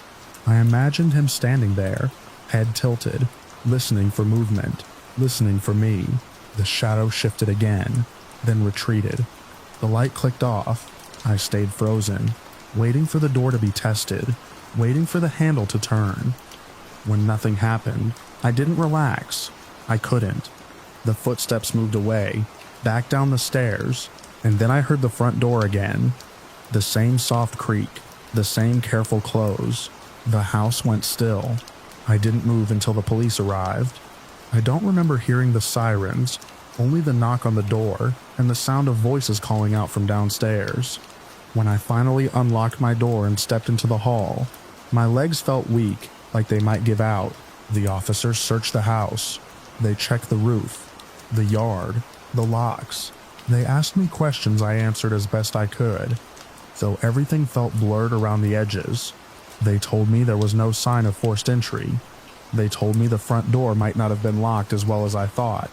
They left after a while, after telling me to call if anything else happened. The house felt even emptier with them gone.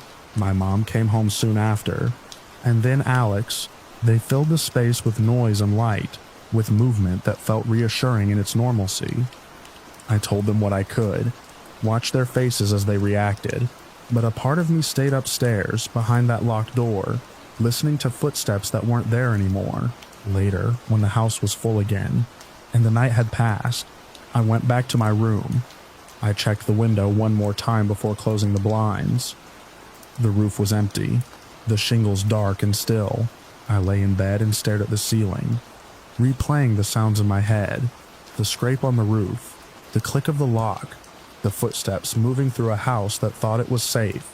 Sometimes, even now, I wake up at night convinced I can hear someone outside my window, moving slowly, deliberately, waiting for the moment when I'm alone again.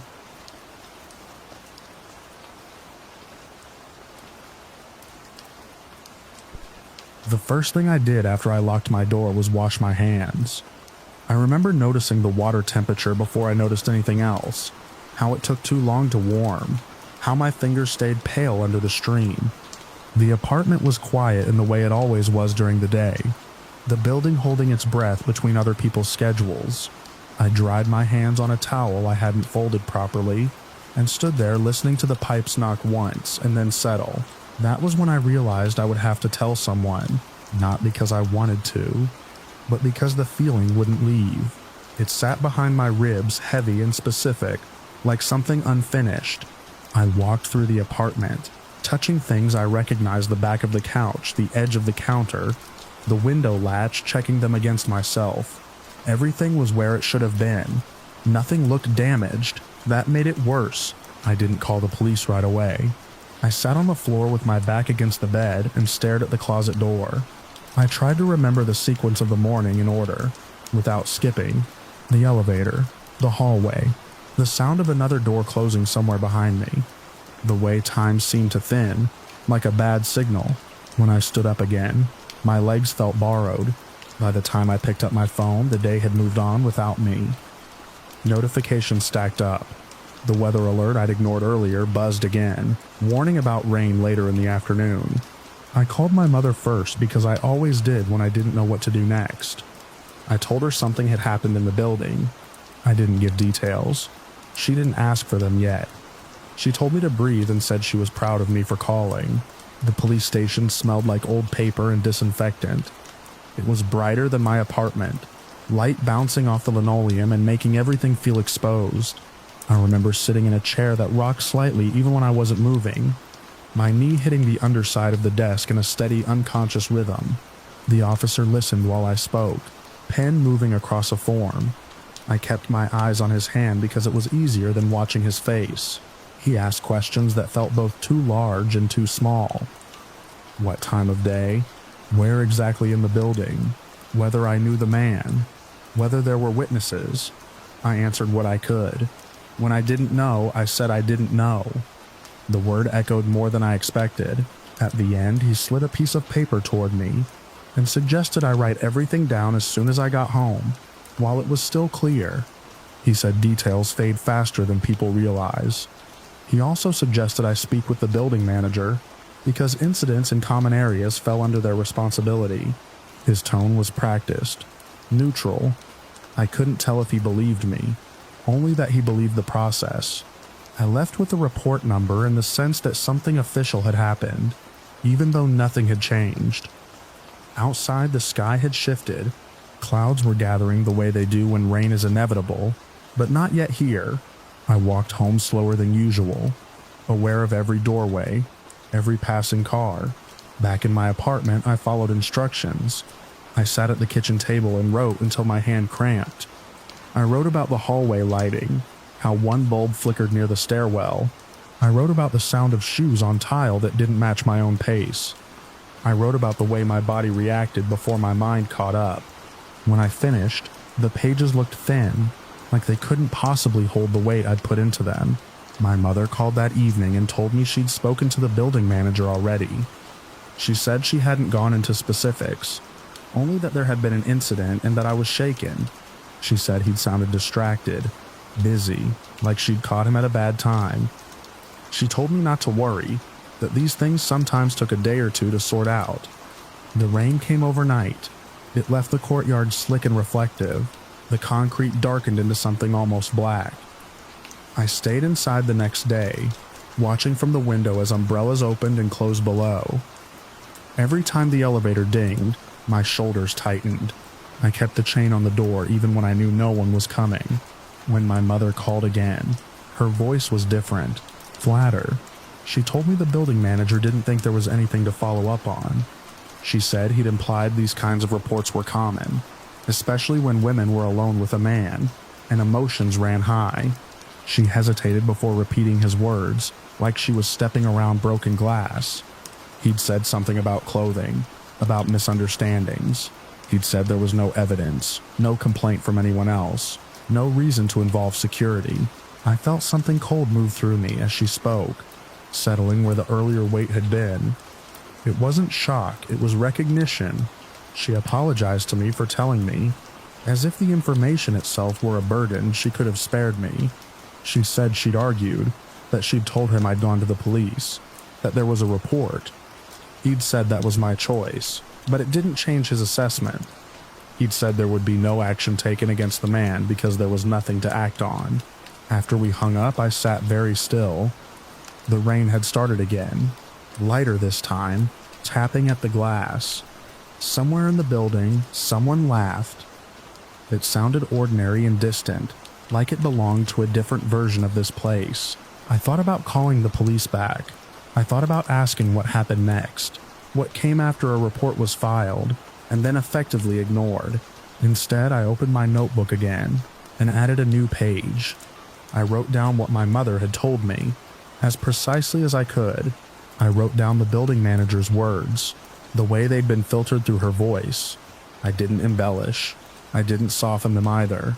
Days passed. The building returned to its routines. Trash appeared and disappeared in the hallway. Notices were taped up about package theft and noise complaints. The man I'd reported was still free to move through the same spaces I did, though I didn't see him again. That absence became its own presence, a gap I couldn't stop noticing. I changed my habits without meaning to. I took the stairs instead of the elevator. I left the apartment at different times. I kept my keys threaded between my fingers when I unlocked the door. None of it felt dramatic. It felt practical, like adjusting to a leak by placing a bucket underneath. The lack of resolution settled into me slowly. There was no call from the building, no follow-up questions, no acknowledgement beyond the initial report number written in blue ink. When I thought about the manager's dismissal, it replayed in fragments, not as anger but as a dull grinding certainty. The institution had made its choice, and it wasn't me. One afternoon I ran into a neighbor in the laundry room. We exchanged polite comments about the weather, about the machine that always overfilled with water. I wondered, briefly, if she knew anything about what had happened. I wondered how many stories like mine lived in this building, unspoken, stacked behind doors like spare furniture. At night, I dreamed of hallways that stretched longer than they should have, doors that wouldn't open no matter how many keys I tried. I woke up before anything happened in those dreams. Heart racing, sheets twisted around my legs. In the morning, the dreams felt less important than the facts. Facts were safer. Facts were what I had written down. I kept copies of everything. The report, my notes, the page about the building manager's response. I didn't know who they were for anymore, but keeping them felt like an act of defiance. Small and contained, proof that I had been here, that something had occurred, even if it led nowhere. Sometimes I stood in the hallway outside my apartment and listened. The building made familiar sounds, the hum of the elevator cable, the distant television through someone else's wall. Nothing about it marked it as a place where anything unusual had happened. That too felt like part of the problem. I thought about justice in a new way then, not as an outcome but as a direction. I had pointed myself toward it, followed the steps I'd been told to follow. The path had ended abruptly, not with a door but with a shrug. The man walked free. The institution closed ranks. The record existed, but it didn't move anything forward. What lingered was the knowledge of how easily a voice could be weighed and found wanting, how quickly a narrative could be dismissed with a stereotype in a sentence. I carried that knowledge with me, heavier than the fear, heavier even than the unanswered questions. It changed how I saw the building, how I saw myself within it. On my last day in that apartment months later, I wiped down the counters and checked the closets one final time. The weather was clear, the sky washed clean after a night of rain. I left the keys on the counter as instructed, and stood in the doorway for a moment longer than necessary. The hallway light near the stairwell still flickered. No one was there to see me go, or to ask why I'd stayed quiet, or to tell me I'd been wrong. I closed the door behind me and listened to the latch catch, the sound sharp and final in the empty corridor. Then I walked away, carrying the story with me, because there was nowhere else to leave it.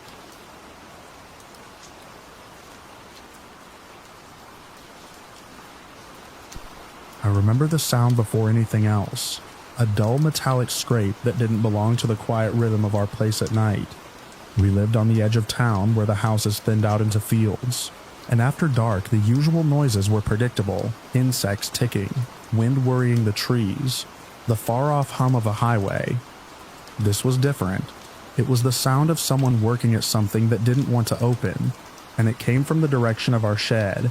I was still awake, light on, doing nothing important. My mother was up too, moving through the house with that half-listening awareness parents develop. When the scrape came again, closer and more deliberate, she stopped mid-step. There was a pause, then another metal groan, sharper this time. She didn't say anything at first. She just went to the front window and leaned into the glass. angling her body to keep the light behind her from spilling out. The yard was mostly shadow, but the shed sat in a thin band of moonlight. I could see her shoulders tense as she focused. Then she inhaled, quick and sharp, the way she did when she recognized something she didn't want to believe. A man stood at the shed door with a crowbar braced against the latch. He wasn't rushing, he was testing it, easing pressure, listening.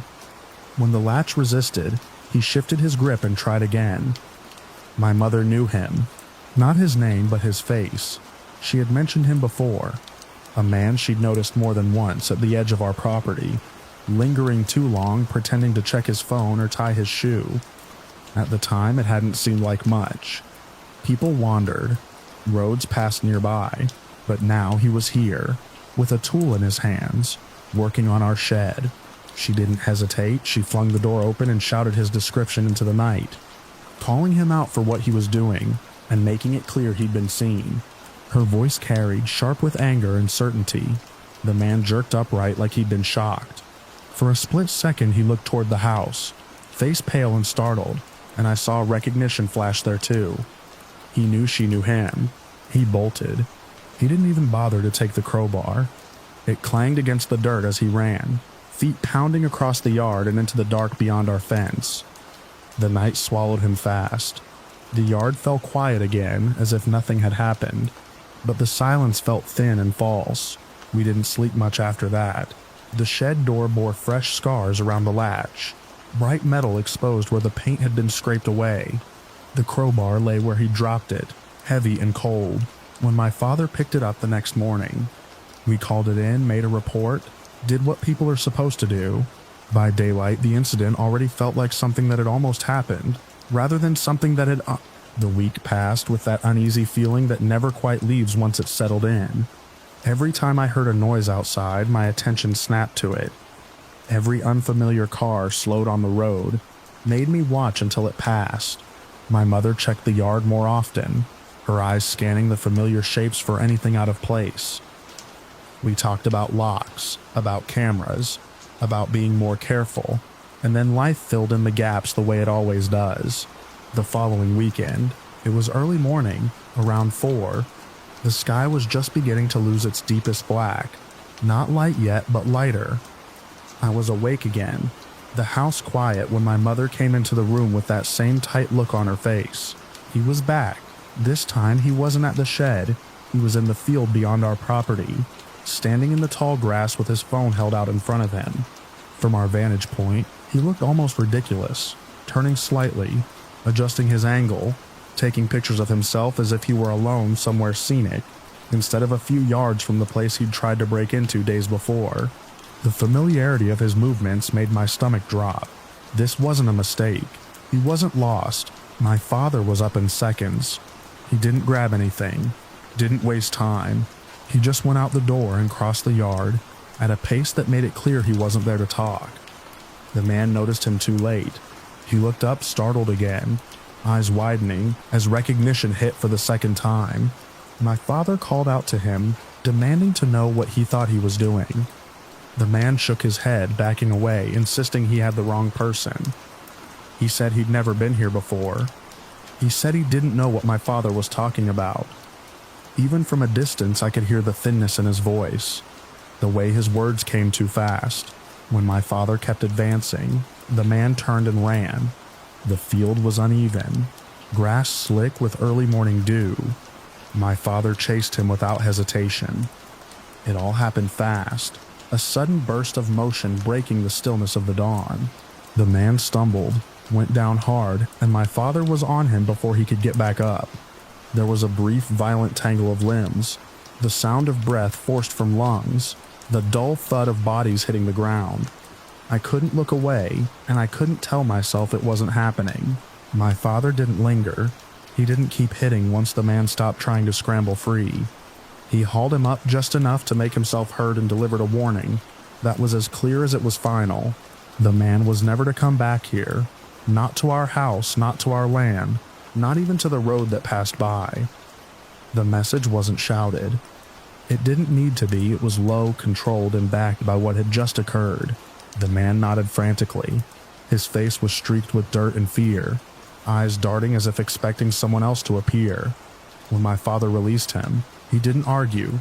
He didn't deny anything anymore. He ran again, faster this time, disappearing into the thinning darkness as the first hint of morning crept over the field. We stood there afterward, the grass slowly springing back where they'd fallen. The air smelled of earth and cold metal. Somewhere a bird started to sing, tentative, like it wasn't sure yet if it was safe. Later that day, after the adrenaline had burned off and left us shaky and tired, my parents went door to door. They talked to neighbors on either side. Then farther down the road, the stories came out reluctantly at first, then in a rush once people realized they weren't alone. Shapes broken into, locks forced, tools missing, all within the same stretch of weeks. All things that had been brushed off as random or unfortunate until a face could be put to them. No one had seen him clearly enough to give a name. No one knew where he'd come from or where he'd gone.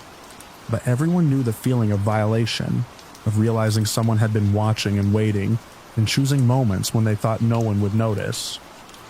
The warning spread quickly. People checked their outbuildings, reinforced their doors, paid closer attention to the edges of their property. After that morning, we didn't see him again. The shed stayed intact. The field went back to being just a field, empty except for grass and wind. Life resumed its usual patterns, but something subtle had shifted.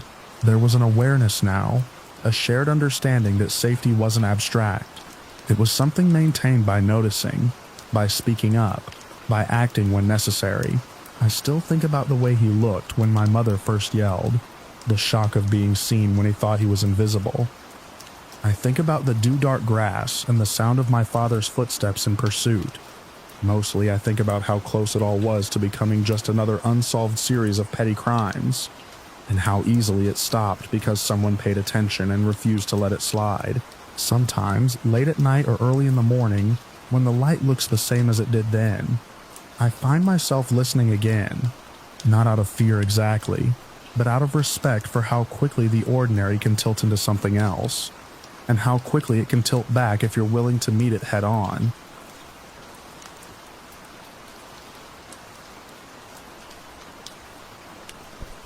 I remember the first thing that night wasn't fear, but the sound of the blinds tapping softly against the window frame, the way they always did when the heat kicked on in October.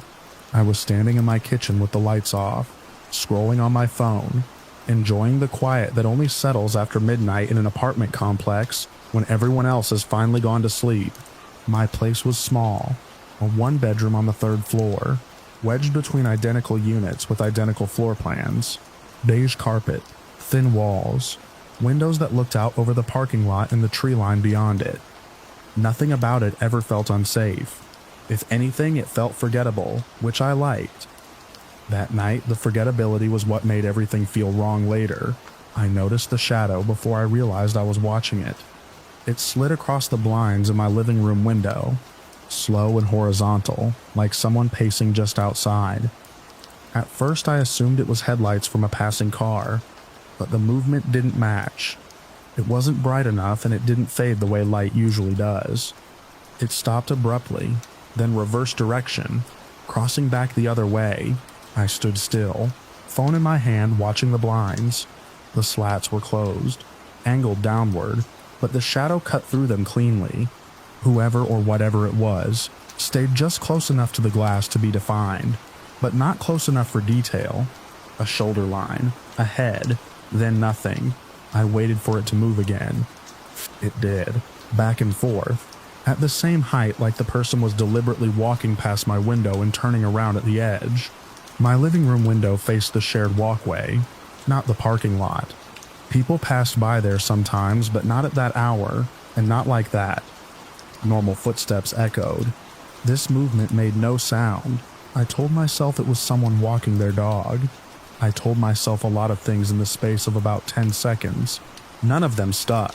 My phone vibrated in my hand. A message from an online friend I'd been chatting with while half watching a video earlier. I typed back without taking my eyes off the blinds, mentioning the shadow, trying to make it sound casual. The typing felt loud in the dark. The shadow stopped again. right in the center of the window. That was when I heard the cough.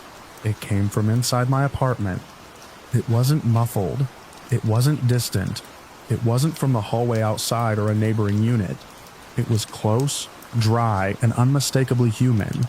The kind of cough that starts deep in the chest and scrapes its way out. An old cough. The sound hung in the air for a second longer than it should have, then disappeared. I spun toward the window without thinking, my heart kicking hard enough to make me dizzy. The blinds were still closed, but the shadow was closer now, pressed right up against the glass. I could see the shape of a face through the gaps, distorted and broken by the slats. Then the blind shifted slightly, just enough. An old man's face stared in at me. His skin looked gray in the low light, creased deeply around the mouth and eyes. His hair was thin and unkempt, sticking out in uneven clumps. One eye was more open than the other, giving his expression a crooked, intent look, like he was studying something fragile. His nose was flattened against the glass, leaving a faint smear as he breathed. For a split second, neither of us moved. Then his mouth opened.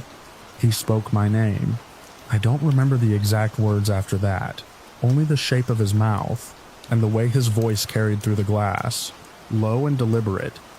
He told me he had been watching. He told me he knew I was alone. He said it wasn't safe to ignore him. The sound didn't feel like it was coming from outside. It felt like it was already in the room with me, filling the space between the couch and the kitchen counter. My phone slipped in my hand, nearly hitting the floor. I backed away until my shoulders hit the wall. My eyes locked on his face. My online friend started typing back, messages stacking up on my screen. I didn't answer. I couldn't look away long enough to read them. The old man smiled, slow and uneven, then pulled back from the window. His shadow stretched once more across the blinds, thinner now, moving toward the far end of the wall where the bedroom window was. I heard nothing else, no footsteps, no rustling, just the faint tap of the blinds settling back into place. I didn't wait to see where he went. I ran for the bathroom, the only room in the apartment without a window, and locked the door behind me. The lock clicked louder than I wanted it to. I stood there in the dark listening, my breath coming too fast, my chest tight enough to hurt. I slid down until I was sitting on the cold tile floor, my back against the tub. I finally looked at my phone. Dozens of messages from my friend filled the screen, asking what was happening, telling me to call the police, asking if I was joking. My hands shook as I typed a short response, telling them someone had been at my window, that I was hiding. Another cough sounded, closer this time, followed by a soft scrape like fingers dragging along drywall. It came from just outside the bathroom door. I pressed my hand over my mouth to keep from making a sound. The doorknob didn't turn. Nothing tried the lock. The presence lingered, heavy and patient, as if the man was standing there listening to me breathe. Minutes passed. I don't know how many. Time flattened into the hum of the vent fan and the pounding in my ears.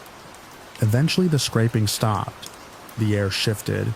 I heard movement retreating down the hall, toward the living room, toward the windows. I stayed where I was until my legs cramped and my phone battery dipped into the red. When I finally opened the bathroom door, the apartment was empty. The blinds hung still. The windows were locked. There was a faint smear on the living room glass where a nose had pressed too hard.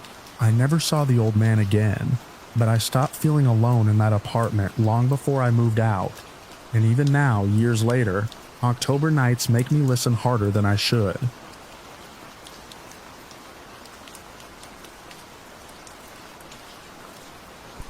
I was restocking the cooler when the phone rang. The kind of ring that cuts through the hum of refrigerators and the distant hiss of traffic like it has a personal grudge against silence. It was just after 1 a.m., the dead part of the night shift, when the town goes inert, and even the streetlights seem bored. I remember thinking that nobody ever calls the station at that hour unless something's wrong, or unless they're lost enough to ask a stranger for directions. I wiped my hands on my jeans and picked up. I said the station name out of habit. Nothing came back. No breathing. No background noise, not even the hollow hiss you sometimes get when a line's open. I waited a few seconds, listening hard, then said hello again. Still nothing. I hung up and stared at the phone, half expecting it to ring back immediately like a prank call. It didn't. I told myself it was a misdial. The night does that to your head if you let it. I went back to the cooler, finished lining up the sodas, and closed the glass door. The reflection showed the store behind me. Empty aisles, clean floor. The register glowing like a little altar. I'd been alone since midnight. The owner locks the second set of doors after 11 p.m., so anyone who comes in has to push through the front doors, trip the bell, and step into full light. It's a small place. There's nowhere to hide without being obvious. The bell rang. I turned and saw a man just inside the doors. He stood there a moment like he was adjusting to the light, then nodded to himself and started down the first aisle. He was average height, average build, wearing a dark jacket and a baseball cap pulled low. Nothing about him stood out, which is something I'd learned to regret. He didn't look at me, didn't acknowledge me at all, and that was fine. Most people at that hour want to be invisible. I went back behind the counter and pretended to check the lottery display while keeping him in my peripheral vision. He moved slowly, picking things up, putting them back. No basket, no obvious purpose. That happens too. Insomniacs browse, drunks browse, people killing time browse. After a few minutes, I realized I hadn't heard the bell again. I looked up. The aisle he'd been in was empty. I stepped out from behind the counter and walked the length of the store. I checked the bathroom, which was unlocked but unused, the light off. I looked behind the racks near the back door, even though nobody could fit back there without knocking something over. The front doors were still locked the way I'd left them, deadbolt engaged. The bell hung motionless. I stood in the middle of the store, listening. The refrigerators hummed. The fluorescent lights buzzed. Outside, a car passed without slowing. I told myself he'd slip past me somehow. Maybe I was more tired than I thought. Maybe he'd come in right as I was bent over in the cooler, and left just as quietly. The bell can fail sometimes. I made a mental note to mention it to the owner. I went back to the register and checked the security monitor. 4 cameras, grainy but serviceable. I rewound the feed to the moment the bell rang. There he was, stepping inside.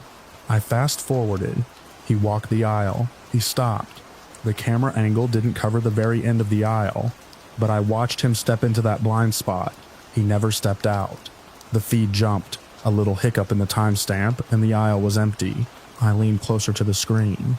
The timestamp showed a skipped second, maybe 2. That happens when the system drops frames. Cheap equipment. I let it go. The rest of the night stretched the way it always does after something strange happens, longer than it should. Customers came in for cigarettes and energy drinks. A trucker used the bathroom. I did my cleaning rounds.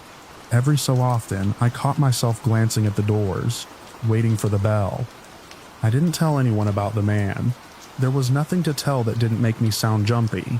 At 3 a.m., the phone rang again. I froze for a second before answering. Same routine, station name, silence. This time, I stayed on the line longer. I counted my breaths without meaning to, then stopped myself. Still nothing, no click, no hum, just a dead open line. I hung up and felt a tightness between my shoulders that didn't go away. I checked the caller ID. No number. By 4:30 a.m., the sky outside had gone from pitch to that diluted gray that promises morning, but doesn't deliver yet. I was thinking about coffee and the end of my shift when the bell rang again. The same man walked in. I knew it was him immediately, even before he lifted his head. Same jacket, same cap, same unremarkable posture. He moved the same way too, drifting down the aisle as if the floor were slightly slick, and he was compensating without realizing it. I felt a cold prickle along my arms. I told myself not to be stupid. People come back. People forget things. The fact that he looked the same meant nothing. I watched him more directly this time. He stopped in front of the chips, picked up a bag, turned it over, put it back. He didn't look at the register. He didn't look at me. I stepped out from behind the counter and walked toward him. My shoes squeaked on the floor. He didn't react. I said a greeting, kept my voice level. He didn't answer.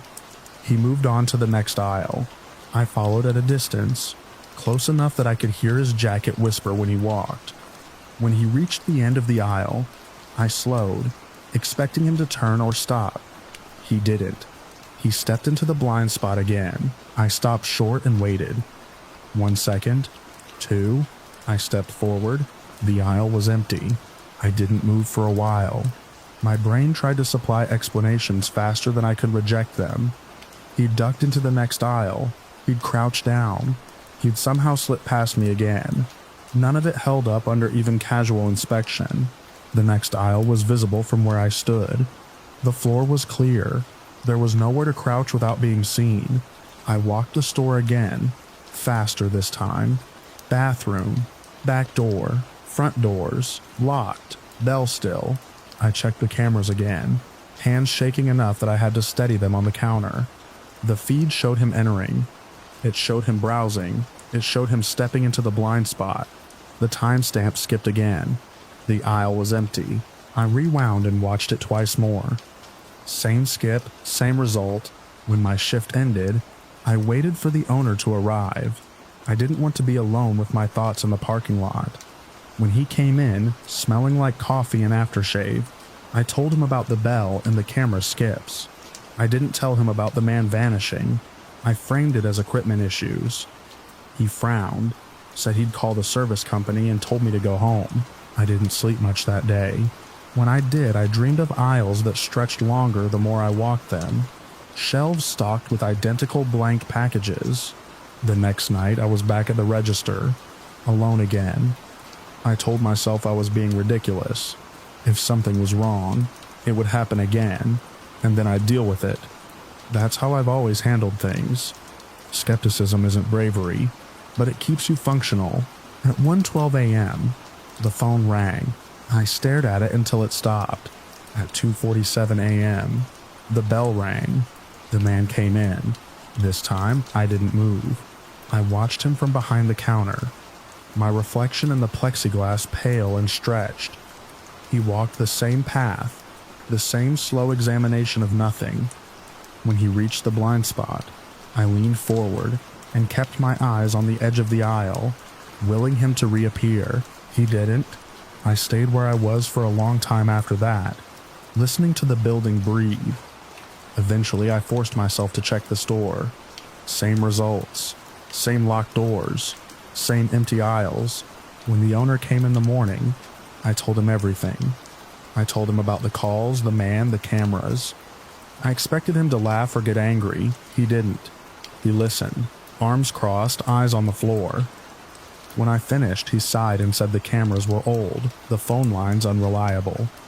He said people do weird things at night. He said if it bothered me that much, maybe I should think about finding a different shift. There was no investigation, no call to the service company, no follow-up. I worked 2 more nights. The man came back both times. Always the same, always gone. The phone rang once more, silent as before. On my last night, just before dawn, I wrote everything down in the notebook I keep under the counter, sticking to the same silent pre-flight constraints I'd been given for incident reports, because I wanted the facts straight if anyone ever asked. When I finished, I locked the doors, turned off the lights, and stood outside for a minute, looking through the glass at my own reflection layered over the empty store. The aisles looked shorter in the dark, more contained. The bell was still. I never went back. The owner didn't call. Sometimes when I pass a gas station late at night, I watch the doors as I go in, listening for the bell, counting on it to tell me who's there. I don't browse anymore. I get what I need and leave.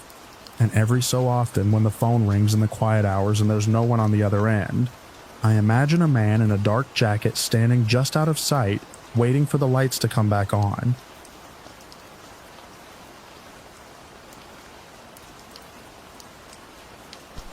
I've spent enough nights alone in the backcountry that silence has a weight to it. You learn the difference between quiet that's alive with insects and water and wind, and quiet that feels held, like the air is listening back. That afternoon, I was setting my line along a narrow mountain lake when the quiet broke in a way that didn't fit. I was camped high up, days from the nearest paved road, in a basin where the trees thinned and the rocks showed through like old bone. The lake sat cupped between slopes, long and dark even in daylight, fed by snowmelt. I'd been coming to places like that since my 20s. I knew the routines, the risks, and the limits of my own confidence. That's why the voice caught me so wrong-footed. It came from across the water. A shout, long and strained, stretched thin by distance. At first I thought it was wind doing something strange with sound. Mountains can throw noise in odd ways. But then it came again, clearer, with the shape of words buried in it. Help! Over here. I stood there with my rod half raised, listening. The far shore was a dark line of spruce and rock. No movement I could see. The voice had the pitch of a young guy, maybe late teens or early 20s. Too young to be alone out here, I thought. Too young to know better. I cupped my hands and yelled back, asking where he was, telling him to keep talking. My voice bounced off the slopes and came back to me, flattened and small. There was a pause, long enough that I wondered if I'd imagined it all. Then the shout came again, weaker this time, like he'd turned his head away. I told myself the sensible thing would be to mark the spot, get to higher ground, try to see more. Instead, I started walking the shoreline to a narrow spit where the lake pinched in. Compassion does that. It shortens your thinking. I kept my bear spray on my belt, my head up, scanning the trees. The voice didn't call again while I moved, and by the time I reached the spit, the far shore was still empty. I waited. 15 minutes passed with nothing but water lapping at the rocks. I tried to convince myself he'd moved, that he'd found his way out, that I'd done what I could. Eventually I walked back to camp, unsettled, but telling myself not to invent trouble. Night came down hard in that basin. The temperature dropped fast, and the lake went black, swallowing what little light the moon gave. I ate, stowed my food, and sat by a low fire, longer than usual, listening. The forest made its normal sounds at first. Somewhere upslope, a branch cracked. Down by the water, something splashed. I started to relax, letting the day's worry thin out. Then I heard the screaming.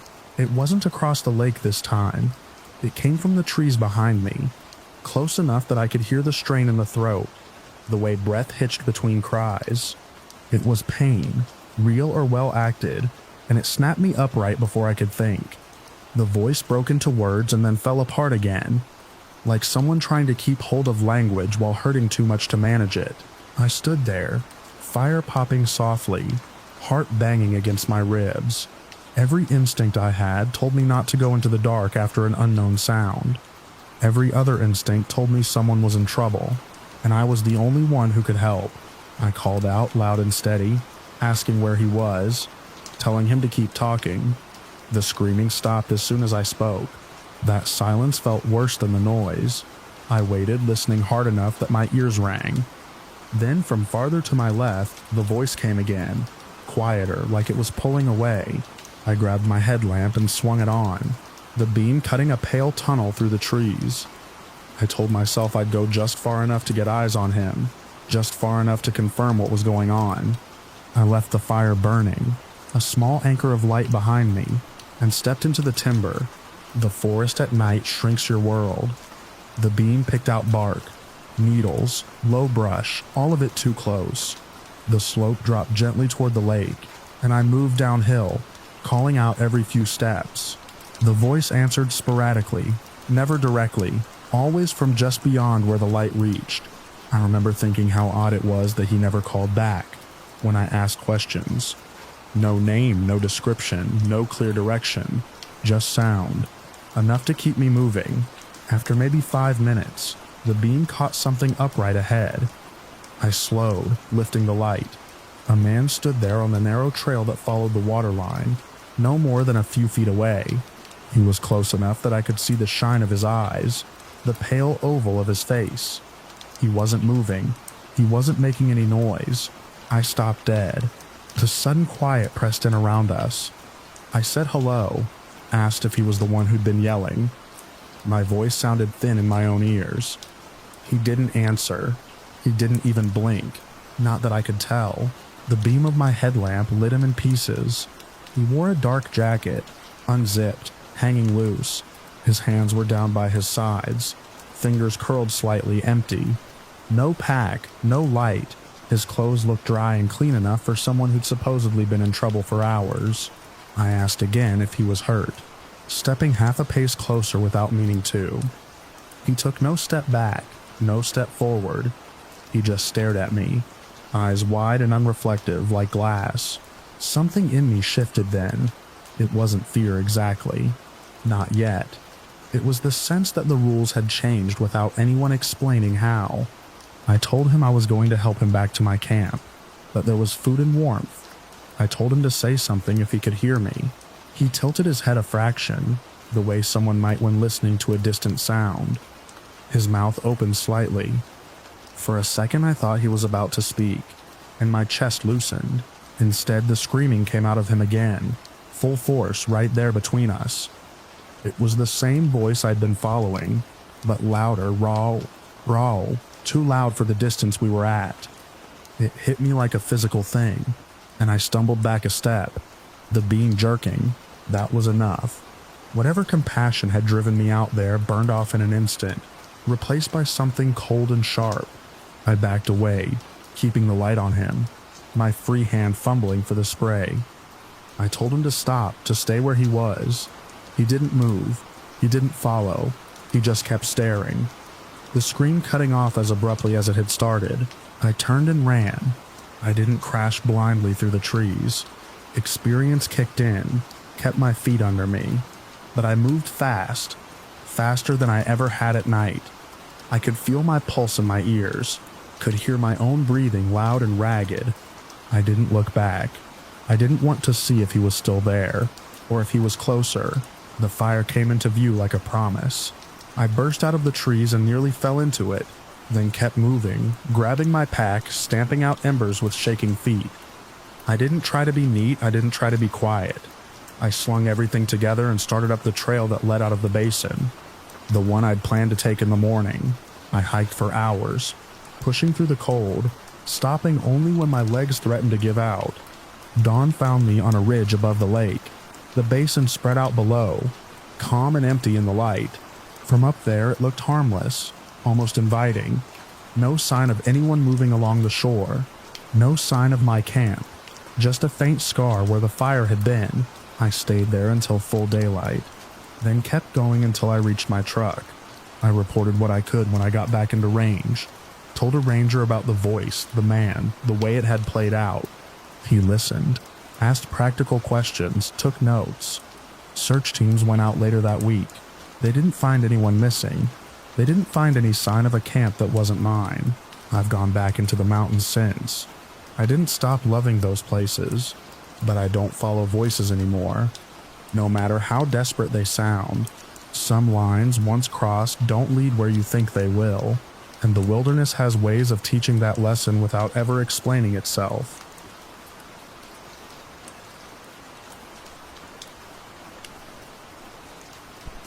I still remember the way the building sounded when it was empty, how every noise seemed to carry farther than it should. That night, I was halfway through my 10 p.m. to 6 a.m. shift, doing the slow loop past the elevators, when I heard something that didn't belong there at all. I worked security alone on nights. That was normal for this place. The office tower sat in the middle of downtown, glass and steel and polished stone, 30 floors of companies that all shut down by early evening. Once the cleaning crews left, it was just me, the cameras, and the hum of systems keeping the building alive. I liked the quiet most nights.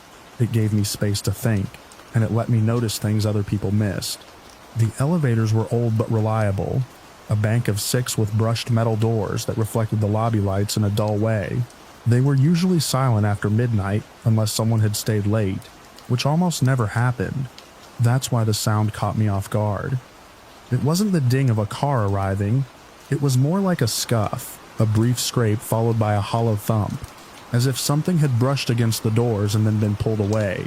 I stopped walking and listened. The lobby lighting was steady. The security desk behind me empty except for my coffee and the logbook. The noise didn't repeat right away, and for a few seconds I told myself it was nothing. Buildings settle. Old structures make noises when the temperature changes. I'd told myself that explanation more times than I could count. Still, part of my job was not ignoring instincts. I turned toward the elevators and moved closer, my boots echoing softly on the marble floor. I remember noticing how clean the place looked, how the cleaners had left the trash bins lined up neatly against the wall. Everything looked exactly the way it should. Another sound came from the elevator area, quieter this time. A faint metallic click, like someone testing a door without wanting it to open, all the way. That was enough to push me into action. I radioed into the empty channel out of habit, then reminded myself there was no one else on shift to answer. I walked the perimeter of the elevator bank, checking the emergency phone and the call buttons. Nothing was lit. The cars were all parked on different floors, according to the panel. I leaned in close, listening, trying to pinpoint where the sound had come from. The air smelled faintly of cleaning solution and old carpet. When nothing happened for another minute, I stepped back, feeling a little foolish. I told myself I'd write it down in the log and keep an eye on the cameras. I turned to head back to the desk. That was when I felt the presence behind me. It wasn't a sound at first. It was the sudden awareness that the space at my back was no longer empty. My shoulders tightened before my mind caught up. I started to turn, and that was when I saw him in the reflection of the elevator doors. He was close, too close. A man I hadn't seen come in, wearing dark clothes that blended into the shadows. His face was partly hidden by a cap pulled low. I opened my mouth to say something, to demand identification the way I'd been trained to do, but the words didn't come out. He moved faster than I expected. One hand came up, and the dull shape of a handgun filled my vision. He didn't shout. He didn't say a word. He just angled the weapon toward my chest and made a small, sharp gesture with it, telling me not to move. My training kicked in then, the part drilled into me during orientation videos and yearly refreshers. Stay calm, don't escalate, comply if necessary. I raised my hand slowly, keeping my movements deliberate. My heart was pounding so hard I could feel it in my throat, but I forced myself to breathe evenly. He stepped around me, staying just out of arm's reach, and nodded toward the security desk. I walked where he indicated, my hand still up, my mind racing through options. The desk phone sat there in plain view, the red emergency button on the console glowing faintly. I knew the cameras were watching, but I also knew he might not care. As we reached the desk, he leaned in closer. I could smell stale sweat and something metallic on his clothes. He gestured again, sharper this time, telling me to lower my hands and reach for the phone. The implication was clear. Call it in. Say whatever he wanted me to say. I picked up the receiver with one hand, keeping the other visible. My fingers felt clumsy, numb. I remember thinking how absurd it was that such a normal object could suddenly feel so heavy. I pressed the line button that connected to outside calls. The emergency number was already half dialed in my head, a reflex from years on the job. I let my fingers slip as I brought the phone up, tapping the first digit before I could stop myself. The man noticed immediately. His expression changed, a flicker of anger crossing his face. He lunged forward and struck the phone out of my hand. It clattered against the desk and fell to the floor, the receiver popping loose. In the same motion, he reached into his jacket and produced a second object, a small handheld device I recognized too late as a stun gun. He didn't use it, he just held it up, close enough for me to see the prongs. He forced me to kneel behind the desk, keeping the gun trained on me while he reached down and yanked the phone cable from the wall. My ears were ringing, partly from adrenaline and partly from the sudden silence after the impact. I stared at the floor tiles, focusing on the cracks between them, trying to stay grounded. For a few moments, nothing happened. He moved around the desk, rifling through drawers, his movements quick and practiced. I heard the rustle of papers, the clink of keys.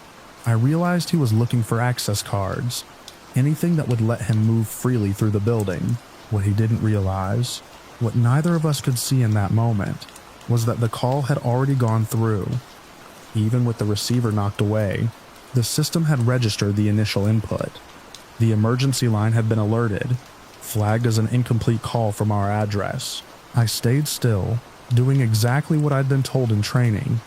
My defining trait, the one thing I'd always prided myself on, was vigilance. That night it meant waiting, watching from the corner of my eye, listening to every shift in his breathing. Minutes stretched. He grew agitated when he didn't find what he wanted. He paced once, then returned to the desk leaning over me. The gun never wavered. I could see the faint tremor in his hand now, the adrenaline catching up to him too. Then, faint but unmistakable, came the sound of sirens in the distance. At first I thought I was imagining it. Downtown was never completely quiet, and sirens were common enough. But the sound grew louder, closer, bouncing off the surrounding buildings. The man froze. He tilted his head, listening. I saw the calculation happen in his eyes. He backed away from the desk, scanning the lobby, looking for exits. That was when he made his mistake. He turned his body just enough that the cameras would catch his face clearly. Uncovered, the sirens cut off abruptly, replaced by the sound of tires on pavement and doors slamming. Red and blue lights flashed through the glass facade, painting the lobby in harsh color. The man swore under his breath and bolted toward a side corridor that led to the service stairwell. I didn't move until I heard shouted commands echo through the lobby, authoritative and unmistakable. Heavy boots thundered past the desk. I stayed where I was, my hands visible, until an officer knelt in front of me and told me it was over. They caught him in the stairwell, trapped between floors. He didn't resist once he realized how many of them there were. The gun turned out to be real, loaded. The stun gun, too. He had a backpack with him, empty except for tools I later learned he'd used to force his way inside after they took my statement, after the adrenaline finally drained enough for my hands to stop shaking. One of the officers walked me to the door he'd come through. It was on the lower level, a service entrance that was supposed to stay locked at all times. The lock hung loose, the metal around it bent and scarred. It had been broken for longer than anyone realized, a weak point no one had noticed or fixed. Standing there in the early morning light, I felt a mix of relief and anger. Relief that it had ended the way it did, without anyone getting hurt. Anger that something so simple had put me in that position at all. They increased security after that. New locks, additional patrols, another guard on nights for a while. The building went back to being quiet, the way it always had been, but I never heard it the same way again. Every scuff, every click near the elevators still makes me pause. I know how quickly empty space can fill with danger, how thin the line is between routine and disaster. When I walk those floors now, I don't just watch the cameras, I listen to the building, remembering the night it wasn't as empty as it looked, and how close I came to being just another incident report, filed away and forgotten.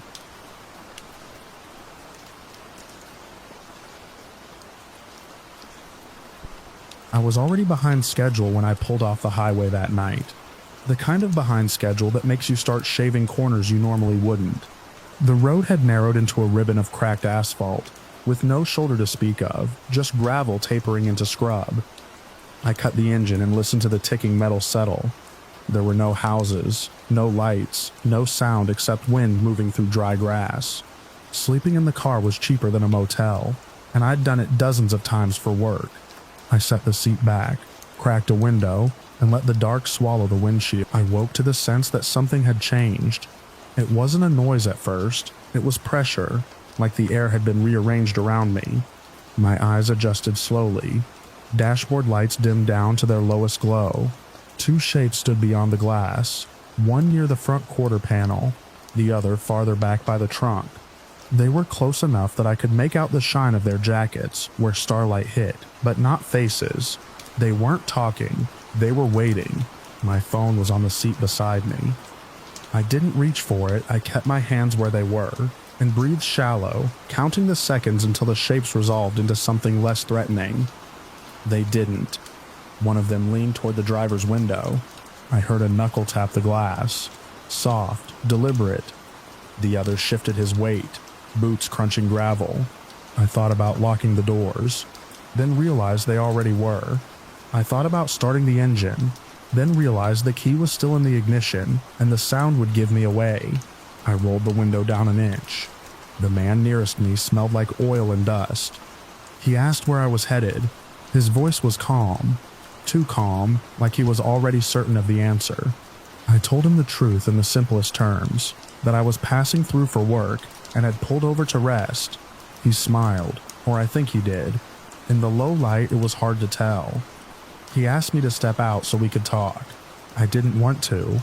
Every part of me wanted to stay inside the car, but there was a way his hand rested against the door, casual but blocking, that made me think refusing would only escalate things. I told myself I could keep distance once I was out, keep my eyes on them, run if I had to. I opened the door and the night rushed in, cold and wide. The second man moved closer as soon as my feet hit the gravel. He was taller, broader, his face still in shadow. I noticed a pickup truck parked a little ways down the road, angled like it had just pulled over. Its engine was off. I forced myself to look at it, to take in details the way I do for work when I'm mapping routes. The plate was dirty but readable. I repeated the letters and numbers in my head. They closed the space between us without touching me. The shorter one asked what I had in the car. I told him clothes, tools, paperwork. The taller one laughed quietly. He took a step back, then another, like he was making room. I heard metal scrape. The sound didn't register right away. Then he raised his arm and there was no mistaking the shape in his hand. The shot cracked the night open. It was loud and flat, echoing off nothing. Gravel jumped near my feet. I didn't think. I turned and dove back into the car, slamming the door hard enough to rattle the glass. My hand shook as I twisted the key. The engine coughed, then caught. I floored it, tires spitting stones. In the mirror, I saw them stagger back, one of them lifting his arm again. But I was already moving, already putting distance between us. The road bent and dipped, my headlights carving tunnels through the dark. I kept my speed steady until the pickup was a speck behind me. Then I pushed harder, heart hammering against my ribs. I drove until the road widened and the glow of a truck stop appeared ahead, a square of light in the middle of nowhere. I pulled in under the canopy and shut the engine off. My hands were still shaking. I sat there until my breathing slowed enough to dial. The officer listened without interrupting. He asked for details and I gave them, including the plate. He told me to stay where I was. An hour later, another cruiser pulled in, lights off. The officer walked me through what would happen next. They found the pickup less than 20 miles away. The men were known to them. They had a record of stopping travelers in isolated spots, looking for easy marks. My plate number had been enough. I didn't sleep the rest of that night. When the sun came up, the road looked different, smaller, less ominous. I drove on, passing the spot where I'd pulled over. There was nothing there to mark what had happened, just gravel and grass and the wind moving through it, the same as before. I kept going, windows down, the smell of morning replacing the dust and oil. Even now, when I think about it, I see the flash and hear the crack, and then the road opening up ahead of me, empty and waiting.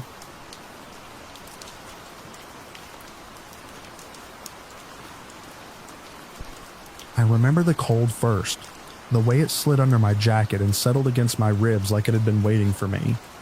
It was close to midnight, that hour where the town feels emptied out, as if everyone agreed without speaking that nothing good happens if you're still outside.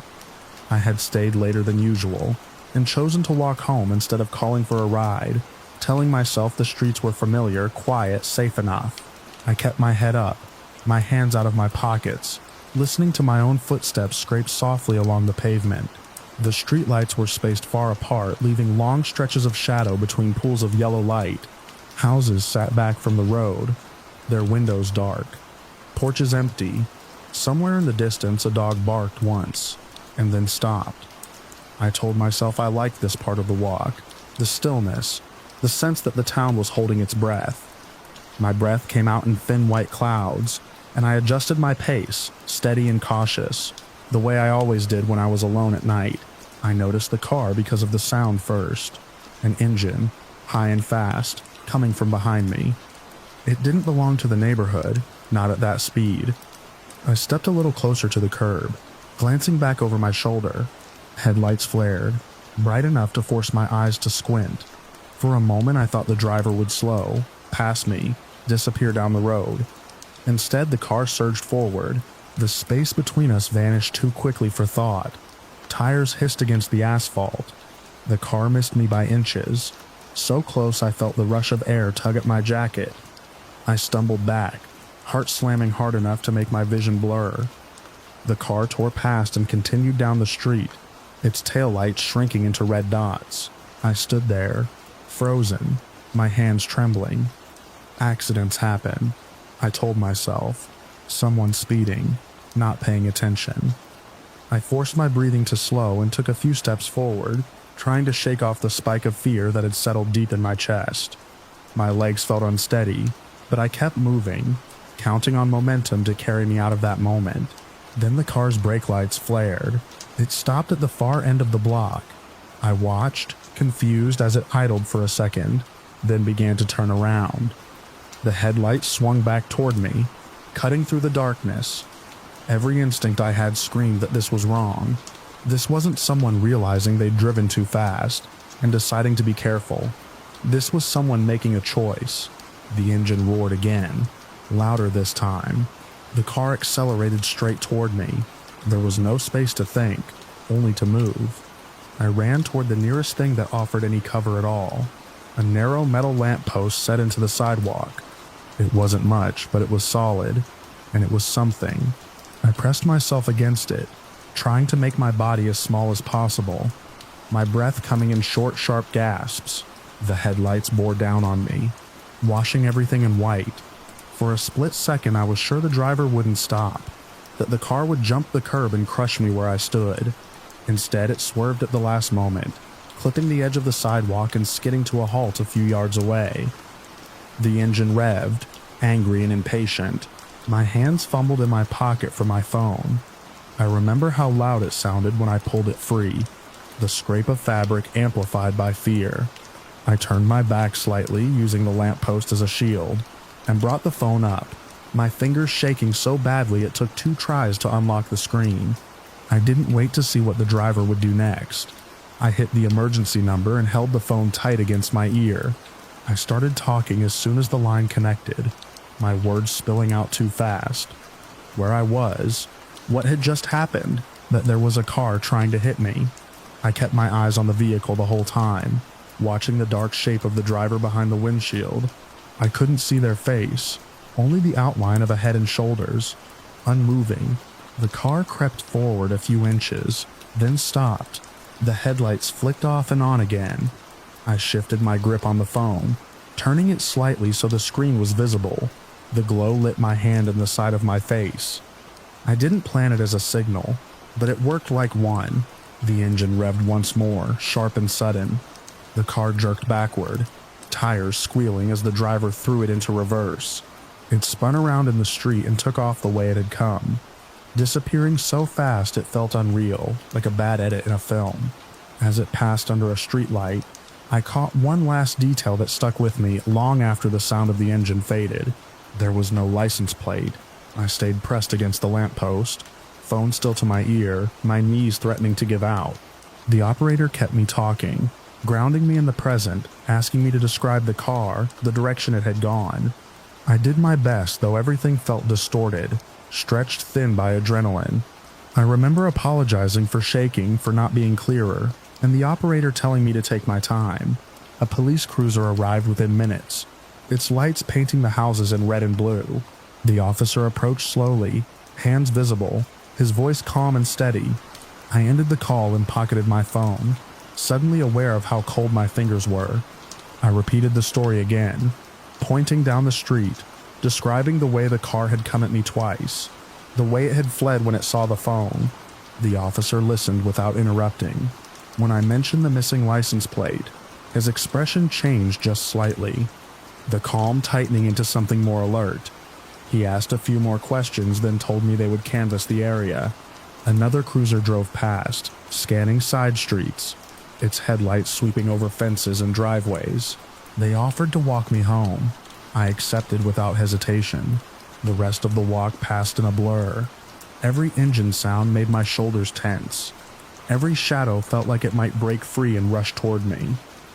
When I reached my door and locked it behind me, the quiet inside my house felt heavy, unfamiliar. I stood there for a long time, my back against the door, listening to my own breathing, replaying the sound of tires on asphalt over and over in my head. Later, after the officers left and the house settled into its usual nighttime creaks, I checked the windows, then checked them again. Sleep didn't come easily. Each time I closed my eyes, I saw headlights surging forward, felt that rush of air, that certainty that something terrible was about to happen. Nothing else came of it. The police followed up, took another statement, told me they hadn't found the car. Days passed, then weeks. Life resumed its normal shape. I changed my route home. I avoided walking alone at night. I told myself that was just common sense, not fear. But sometimes, when the town grows quiet and the streets empty out, I think about how deliberate it felt, the way the car stopped, the way it turned around, the way it tried again. I think about how close I came to not having time to run, not having a lamppost to hide behind, not having my phone ready in my hand, and I think about that empty space where a license plate should have been, reflecting nothing at all, as if the car had never intended to be known.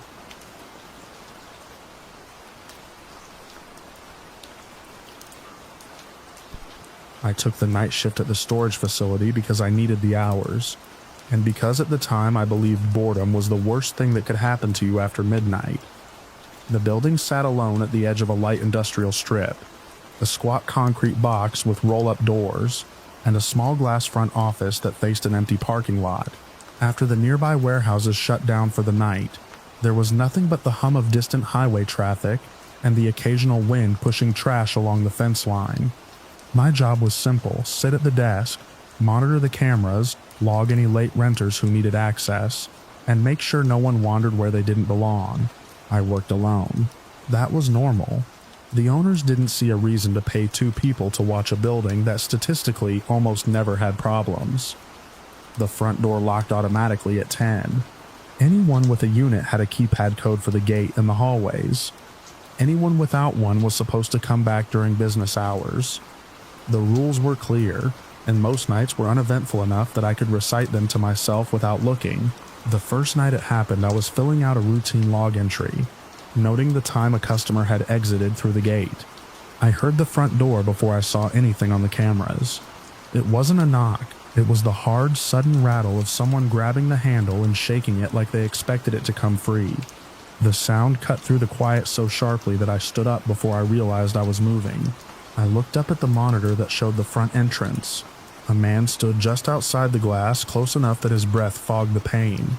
He was tall, wearing a dark jacket and a knit cap pulled low. His face was half in shadow, but his mouth was open, and even through the glass I could hear him yelling. I couldn't make out the words at first, just the tone, angry, demanding, the kind of voice that didn't expect to be refused. He slammed his hand against the door again. The glass flexed, but it held. I stayed behind the desk, my hand hovering near the phone, my eyes locked on the screen. Policy said I was supposed to speak through the intercom, tell him the facility was closed, ask him to leave. My throat tightened when I reached for the button. Before I could say anything, he leaned closer, cupped his hands around his eyes, and tried to look inside. For a moment, the camera caught his face clearly. His eyes were wide and alert, scanning, not unfocused or drunk. He wasn't confused. He knew exactly where he was and what he wanted. I pressed the intercom and told him we were closed and that he needed to leave the property. My voice sounded thinner than I expected, but it carried. He stared straight into the camera, as if he could see me through it, and shouted something back that I still couldn't make out. Then, just as suddenly as he'd arrived, he stepped back. He stood there for a few seconds, breathing hard, his shoulders rising and falling, And then he turned and walked out of frame toward the darkness at the edge of the lot. I waited. I counted off minutes by watching the timestamp change in the corner of the screen. He didn't come back. After a while, my heart rate settled, and the building went back to sounding like it always did at night. The faint whine of the HVAC, the occasional pop as the concrete cooled. I told myself it was a one-off. Someone locked out of their unit, maybe dealing with something that had nothing to do with me. I finished my shift without incident and went home as the sky started to lighten. The next night I was more alert. I found myself checking the front camera more often, even when there was nothing there. Midnight passed, then 1, around 2 in the morning. The back hallway camera flickered as it adjusted to a change in light. I leaned forward, expecting to see a renter rolling a cart or a motion sensor glitching. Instead, there was a shape at the very edge of the frame, half obscured by the angle. A person standing close to the back service door. That door wasn't meant for customers. It led to a narrow strip of gravel between the building and the fence, an area that wasn't lit well and wasn't covered by signage. We kept it locked at all times. The man was the same one from the night before. I recognized the jacket, the way he held his shoulders slightly hunched. He stood with his head tilted, one ear close to the metal door, as if listening. He didn't try the handle right away. He just stayed there still for longer than felt normal. I switched between cameras, checking the front, the gate, the parking lot. He hadn't come through any of the monitored entrances. There was no record of a keypad entry. That meant he'd walked in from somewhere else, probably through the gap in the fence near the drainage ditch that I'd been meaning to report. My skin prickled. The building felt different knowing someone was that close, on the other side of a wall, trying to hear me breathe. I picked up the phone and dialed the non-emergency line, my finger hovering over the last digit as I watched him on the screen. Before the call connected, he moved. He straightened, glanced once over his shoulder, and then stepped back out of view. I waited again, longer this time. When he didn't return, I hung up without speaking to anyone. I didn't want to overreact. I wrote a note in the log about suspicious activity near the back door and resolved to mention it to my supervisor in the morning. Over the next week, it became a pattern. He didn't come every night, which somehow made it worse. There was no schedule I could predict. No way to tell myself that if I got through a certain hour, I was safe. Sometimes he showed up at the front, rattling the door just hard enough to announce himself before disappearing. Other times, he stayed in the blind spots, pacing just beyond the reach of the cameras. His presence only confirmed when I saw him again on playback. I started checking the footage obsessively. The system recorded continuously, storing days of video that I could scrub through at will. On nights when nothing happened, I still found myself rewinding, watching the empty hallways and doors, as if I might catch a glimpse of him lurking just out of frame. On nights when he did appear, I watched those moments over and over, looking for something I'd missed. A logo on his jacket, a limp, anything that would turn him from an unknown into a person I could describe. What unsettled me most was how patient he was. He never tried to force his way in beyond that first night. He didn't shout anymore. He learned quickly that noise drew my attention and made me reach for the phone. Instead, he adapted. He stood close to doors, listening.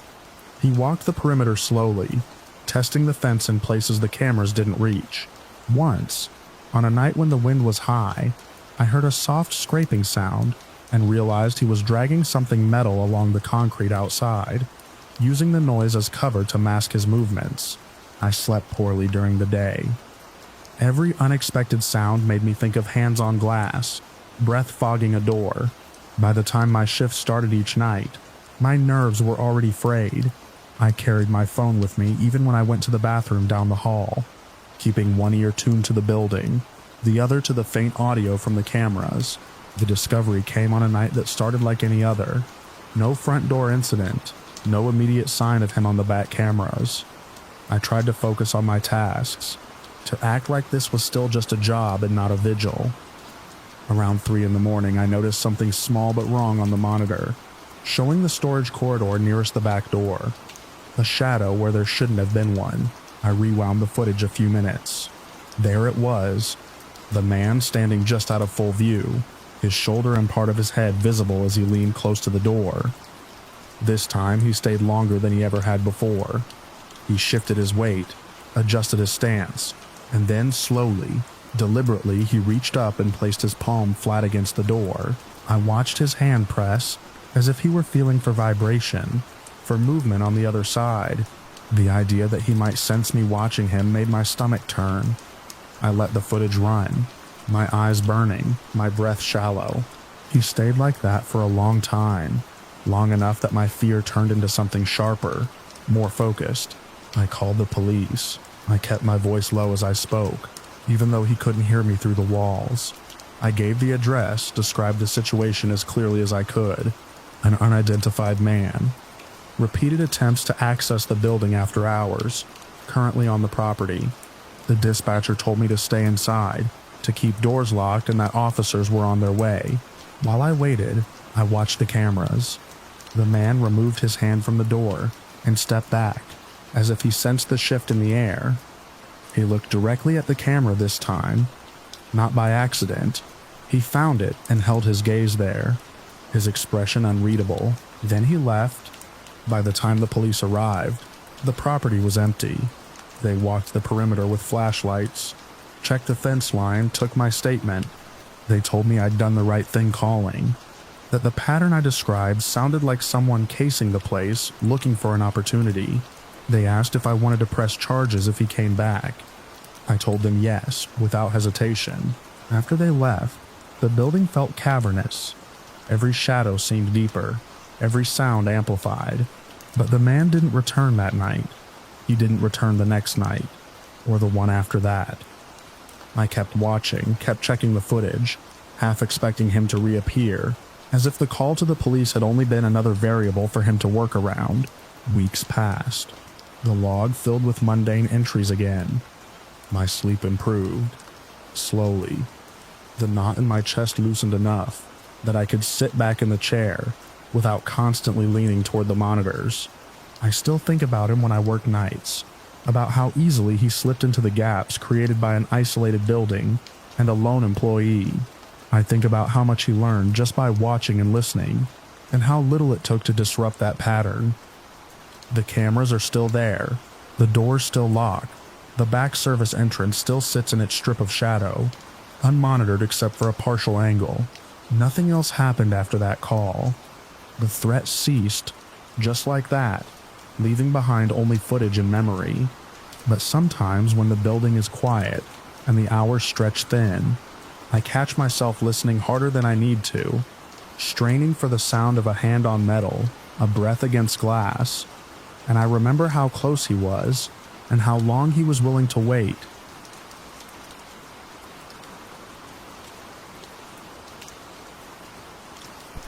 I moved into that building because it was cheap, and because cheap meant quiet. At least that's what I told myself at the time.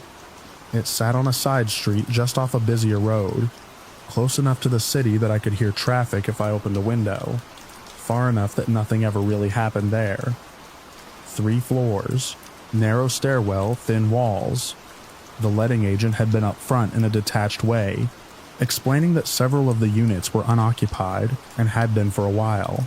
Renovations pending, market conditions, the usual reasons. I didn't care. Empty flats meant fewer neighbors, fewer complaints, and lower rent. For someone watching every expense, it felt like a win. My flat was on the middle floor, one above me, one below. When I signed the lease, I was told the flat upstairs was empty, and had been for months. I remember noticing the dust along the top edge of its door frame, the way the mailbox label had faded to nothing. It felt abandoned in a benign, administrative sense, like a room forgotten by paperwork rather than people. The first week passed without incident. I worked, came home, cooked simple meals, slept. At night, the building settled the way old buildings do, with soft ticks and distant pipes. Nothing that raised alarms. On the second week, though, I woke sometime after midnight to a sound that didn't fit the pattern I'd already learned. It was a dull bang from above me.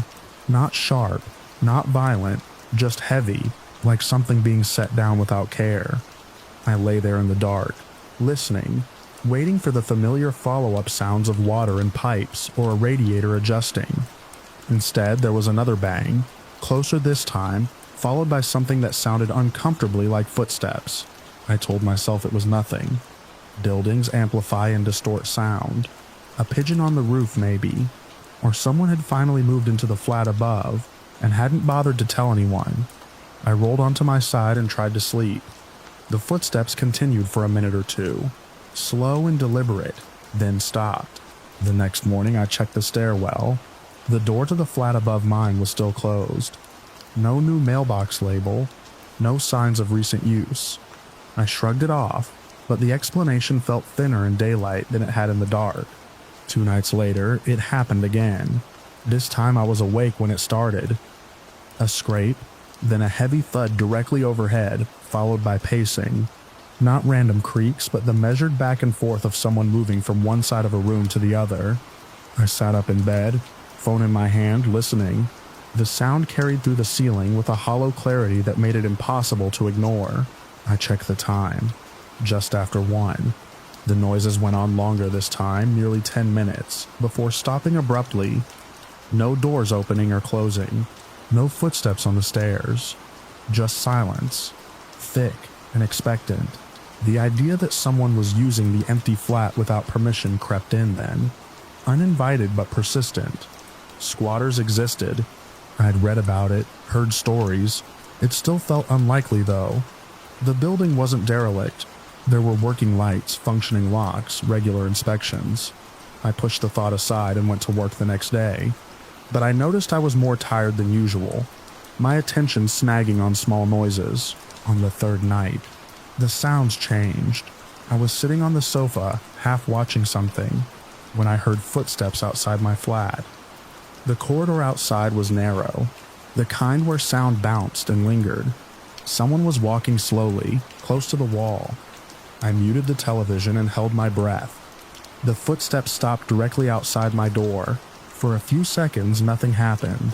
Then there was a soft scuff, as if someone had shifted their weight. A hand brushed against my door, just barely enough to be audible. My stomach tightened. I stayed still, listening. Whoever it was moved away, and I heard them take the stairs upward. The footsteps grew quicker as they went, almost a run by the time they reached the top of the stairwell. A door above me opened and closed. I didn't sleep much after that. The following day I considered calling the landlord. I even drafted an email in my head, but doubt crept in again. What would I say? That I thought someone might be in an empty flat, because I'd heard some noises at night.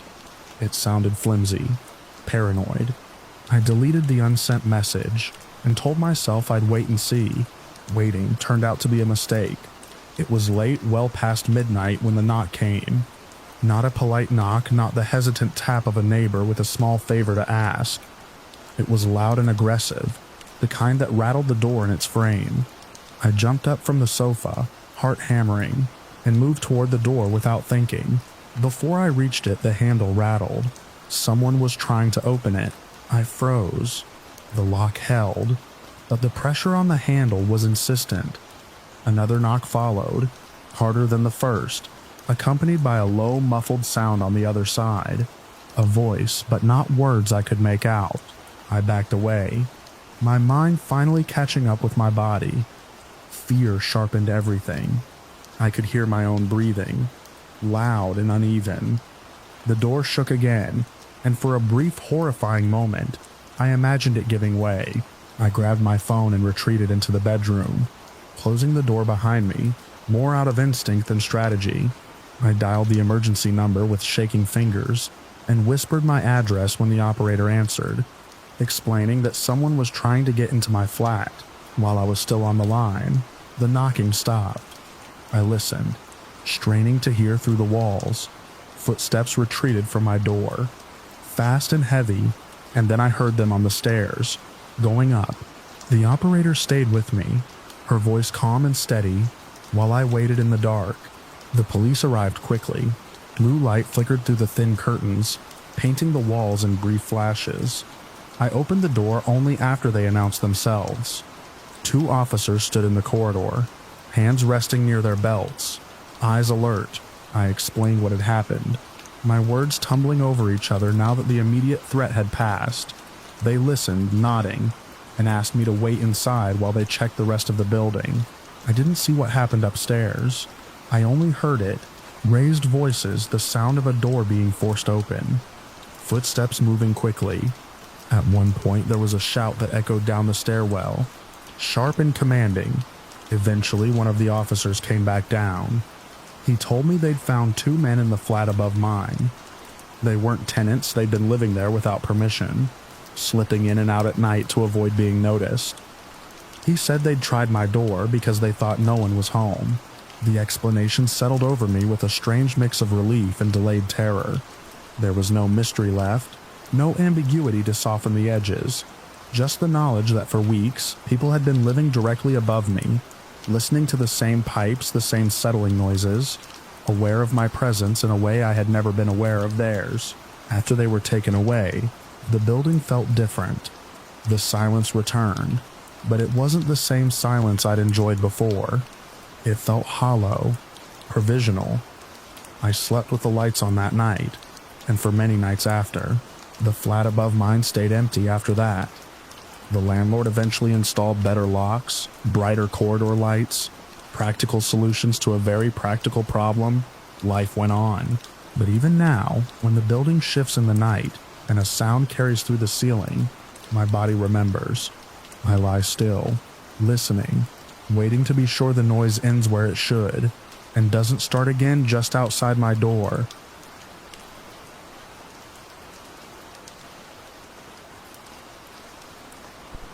I had walked that block so many times that the pavement felt memorized under my shoes, but the first time I noticed the blue car. I remember the leash tightening in my hand and my stomach answering it, as if the street had quietly changed its mind about me. My cousin had come over to help me tire the dog out. It was late afternoon, the hour when the sun still shows its face, but the houses have already started to look inward. Blinds tipped, doors shut, driveways empty. The neighborhood was the kind of place where nothing happened, unless you counted mail trucks and joggers. A neat grid of streets with trimmed hedges, and a few kids' bikes left on lawns like punctuation marks.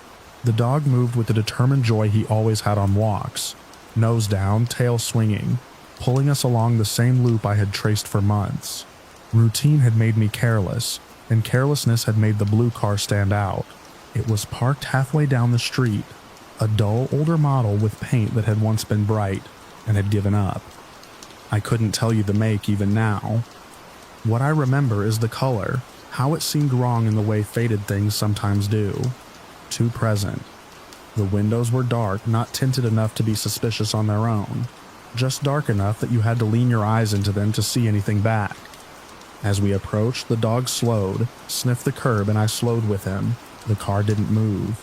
No engine noise, no door opening, nothing that would justify my attention, except that I felt watched. I glanced away and then back, telling myself it was nothing, that the sensation was a trick of quiet streets and too much time.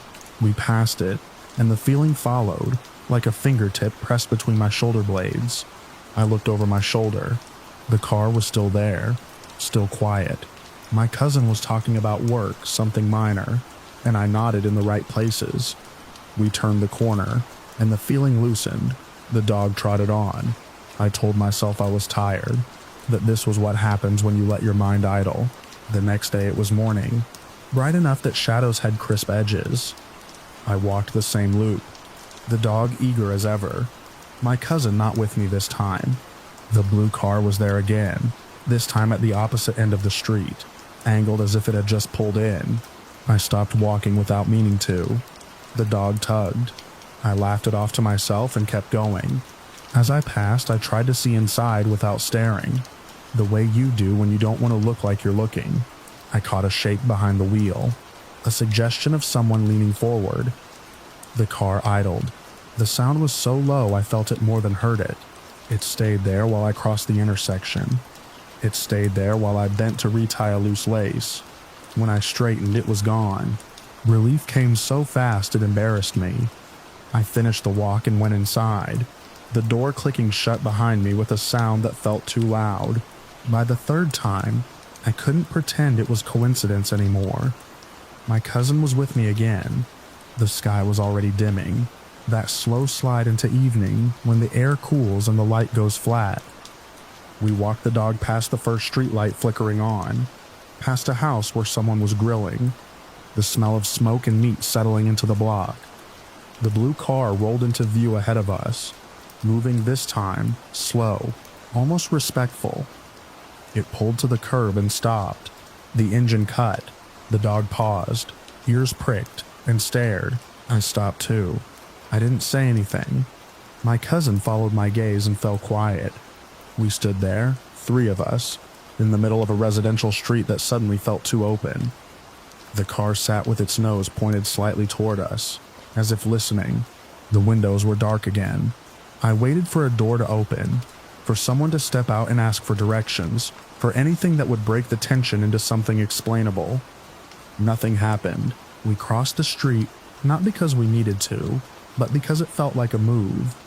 As we stepped off the curb, the engine roared to life. The sound was sudden and loud in the stillness. The car lurched forward, accelerated past us, tires humming, and disappeared down the block. My heart kicked hard against my ribs. The dog barked once, confused. We didn't run then. We stood there and watched the empty street. I laughed again, the wrong kind of laugh, the kind that tries to smooth over something sharp. My cousin asked if I was okay.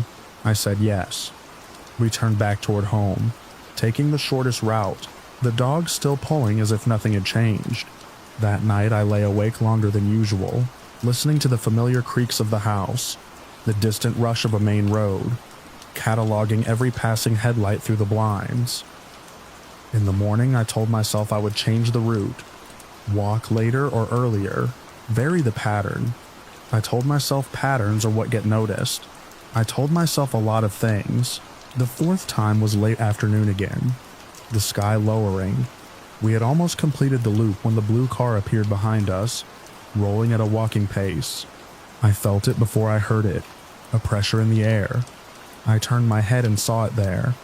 Too close. It didn't pass. It matched our speed. I shortened the leash and stepped aside, pretending to fuss with the dog. The car stopped. I could feel the driver's attention like heat. My cousin murmured that maybe it was someone lost. I nodded without conviction. The dog whined. I stood and took a step forward. The car took a step too, the engine whispering. We walked. It followed. The streetlight overhead buzzed. I could see my breath now, faint in the cooling air. We reached the corner where we would usually turn away from home, stretching the walk a little longer. I didn't do that. I crossed the street toward our place. As my foot hit the opposite curb, the car surged. It didn't come toward us. It shot forward, speed sudden and aggressive, the engine note climbing, the body rocking as it took the turn too fast. It vanished down the street, taillights flaring, and then gone. I didn't wait to see if it would come back. I grabbed the leash and ran. My cousin ran with me, shoes slapping, breath loud. The dog lunged forward, confused by the change in pace but happy to comply. We didn't speak. The house loomed ahead, familiar and suddenly precious. I fumbled the key, cursed under my breath, got the door open, slammed it shut behind us, turned the lock until it clicked, and then clicked again. Inside, the air was still and smelled like home. I leaned against the door and listened. Nothing. No engine. No footsteps. The dog circled, nails clicking on the floor, then settled. My cousin put a hand on my shoulder. I nodded. We stayed there for a long minute, then another, the silence stretching. After that, I changed things. I walked at different times. I took different routes. Sometimes I didn't walk at all. The blue car didn't come back, not that I saw. The street returned to itself, quiet and unremarkable. But the routine was broken.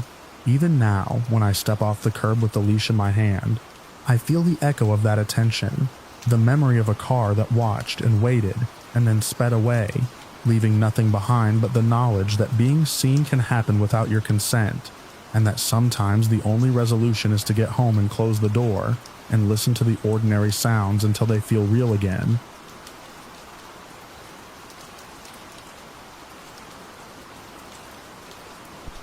The floorboards popped under my heel as I shifted my weight, listening to the way the house held its breath. The place was old, older than any of us really understood, and it sat crooked on a patch of land so deep in Tennessee that phone signals died, somewhere between the main road and the rusted mailbox. Our parents dropped us off that Friday afternoon with a weekend's worth of groceries, a handful of VHS tapes, and one rule that really stuck: don't go outside after dark. It wasn't the kind of rule we were used to hearing. It didn't come with any reasons. Just a quiet warning muttered by Dad while he stacked canned food in the pantry, followed by a look from Mom. I didn't know how to read at the time. We nodded, promised, and didn't think much of it.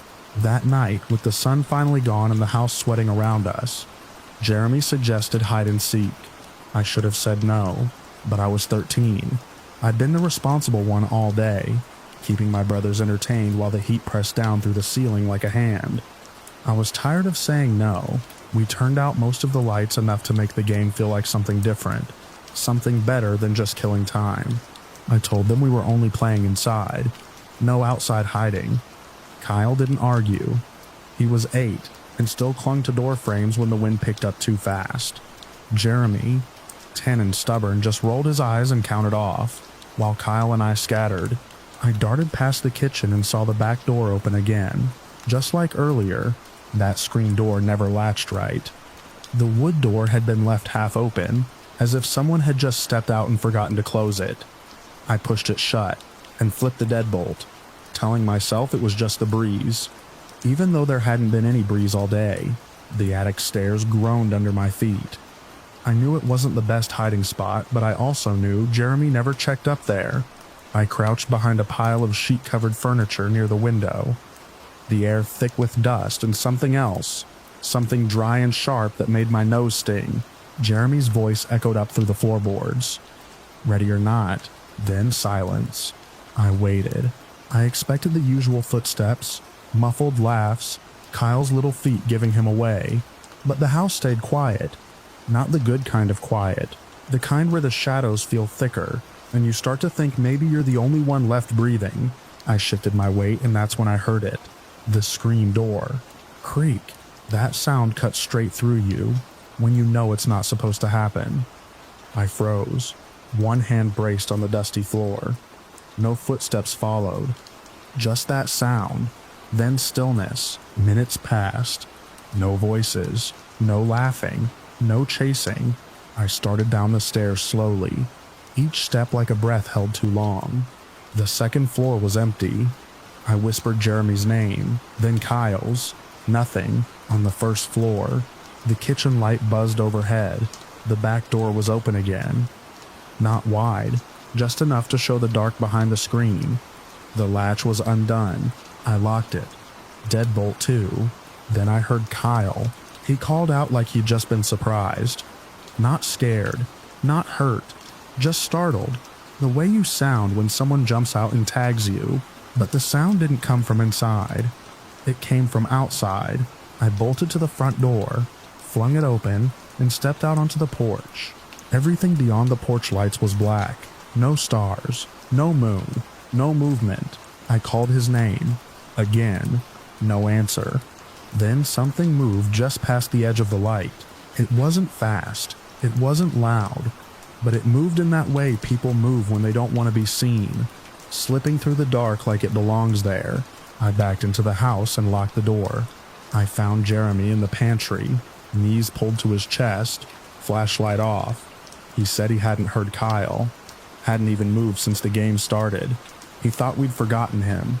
He didn't believe me when I said Kyle might be outside. Neither of us wanted to open a door again. We waited in the living room, every light on. At some point, we heard tapping. Not sharp, just soft, irregular, like a fingertip brushing the glass. Jeremy pulled the blanket tighter around his shoulders and didn't ask questions. Then something scraped along the outside wall. A single, dragging line from the front window to the back corner of the house. We didn't look. When the sun came up, the house felt smaller.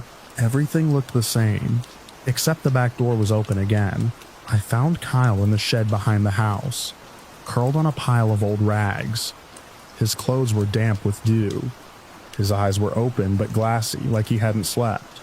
He didn't remember anything. Said he'd been hiding in the hall closet. Said he got bored waiting and fell asleep. But I checked that closet.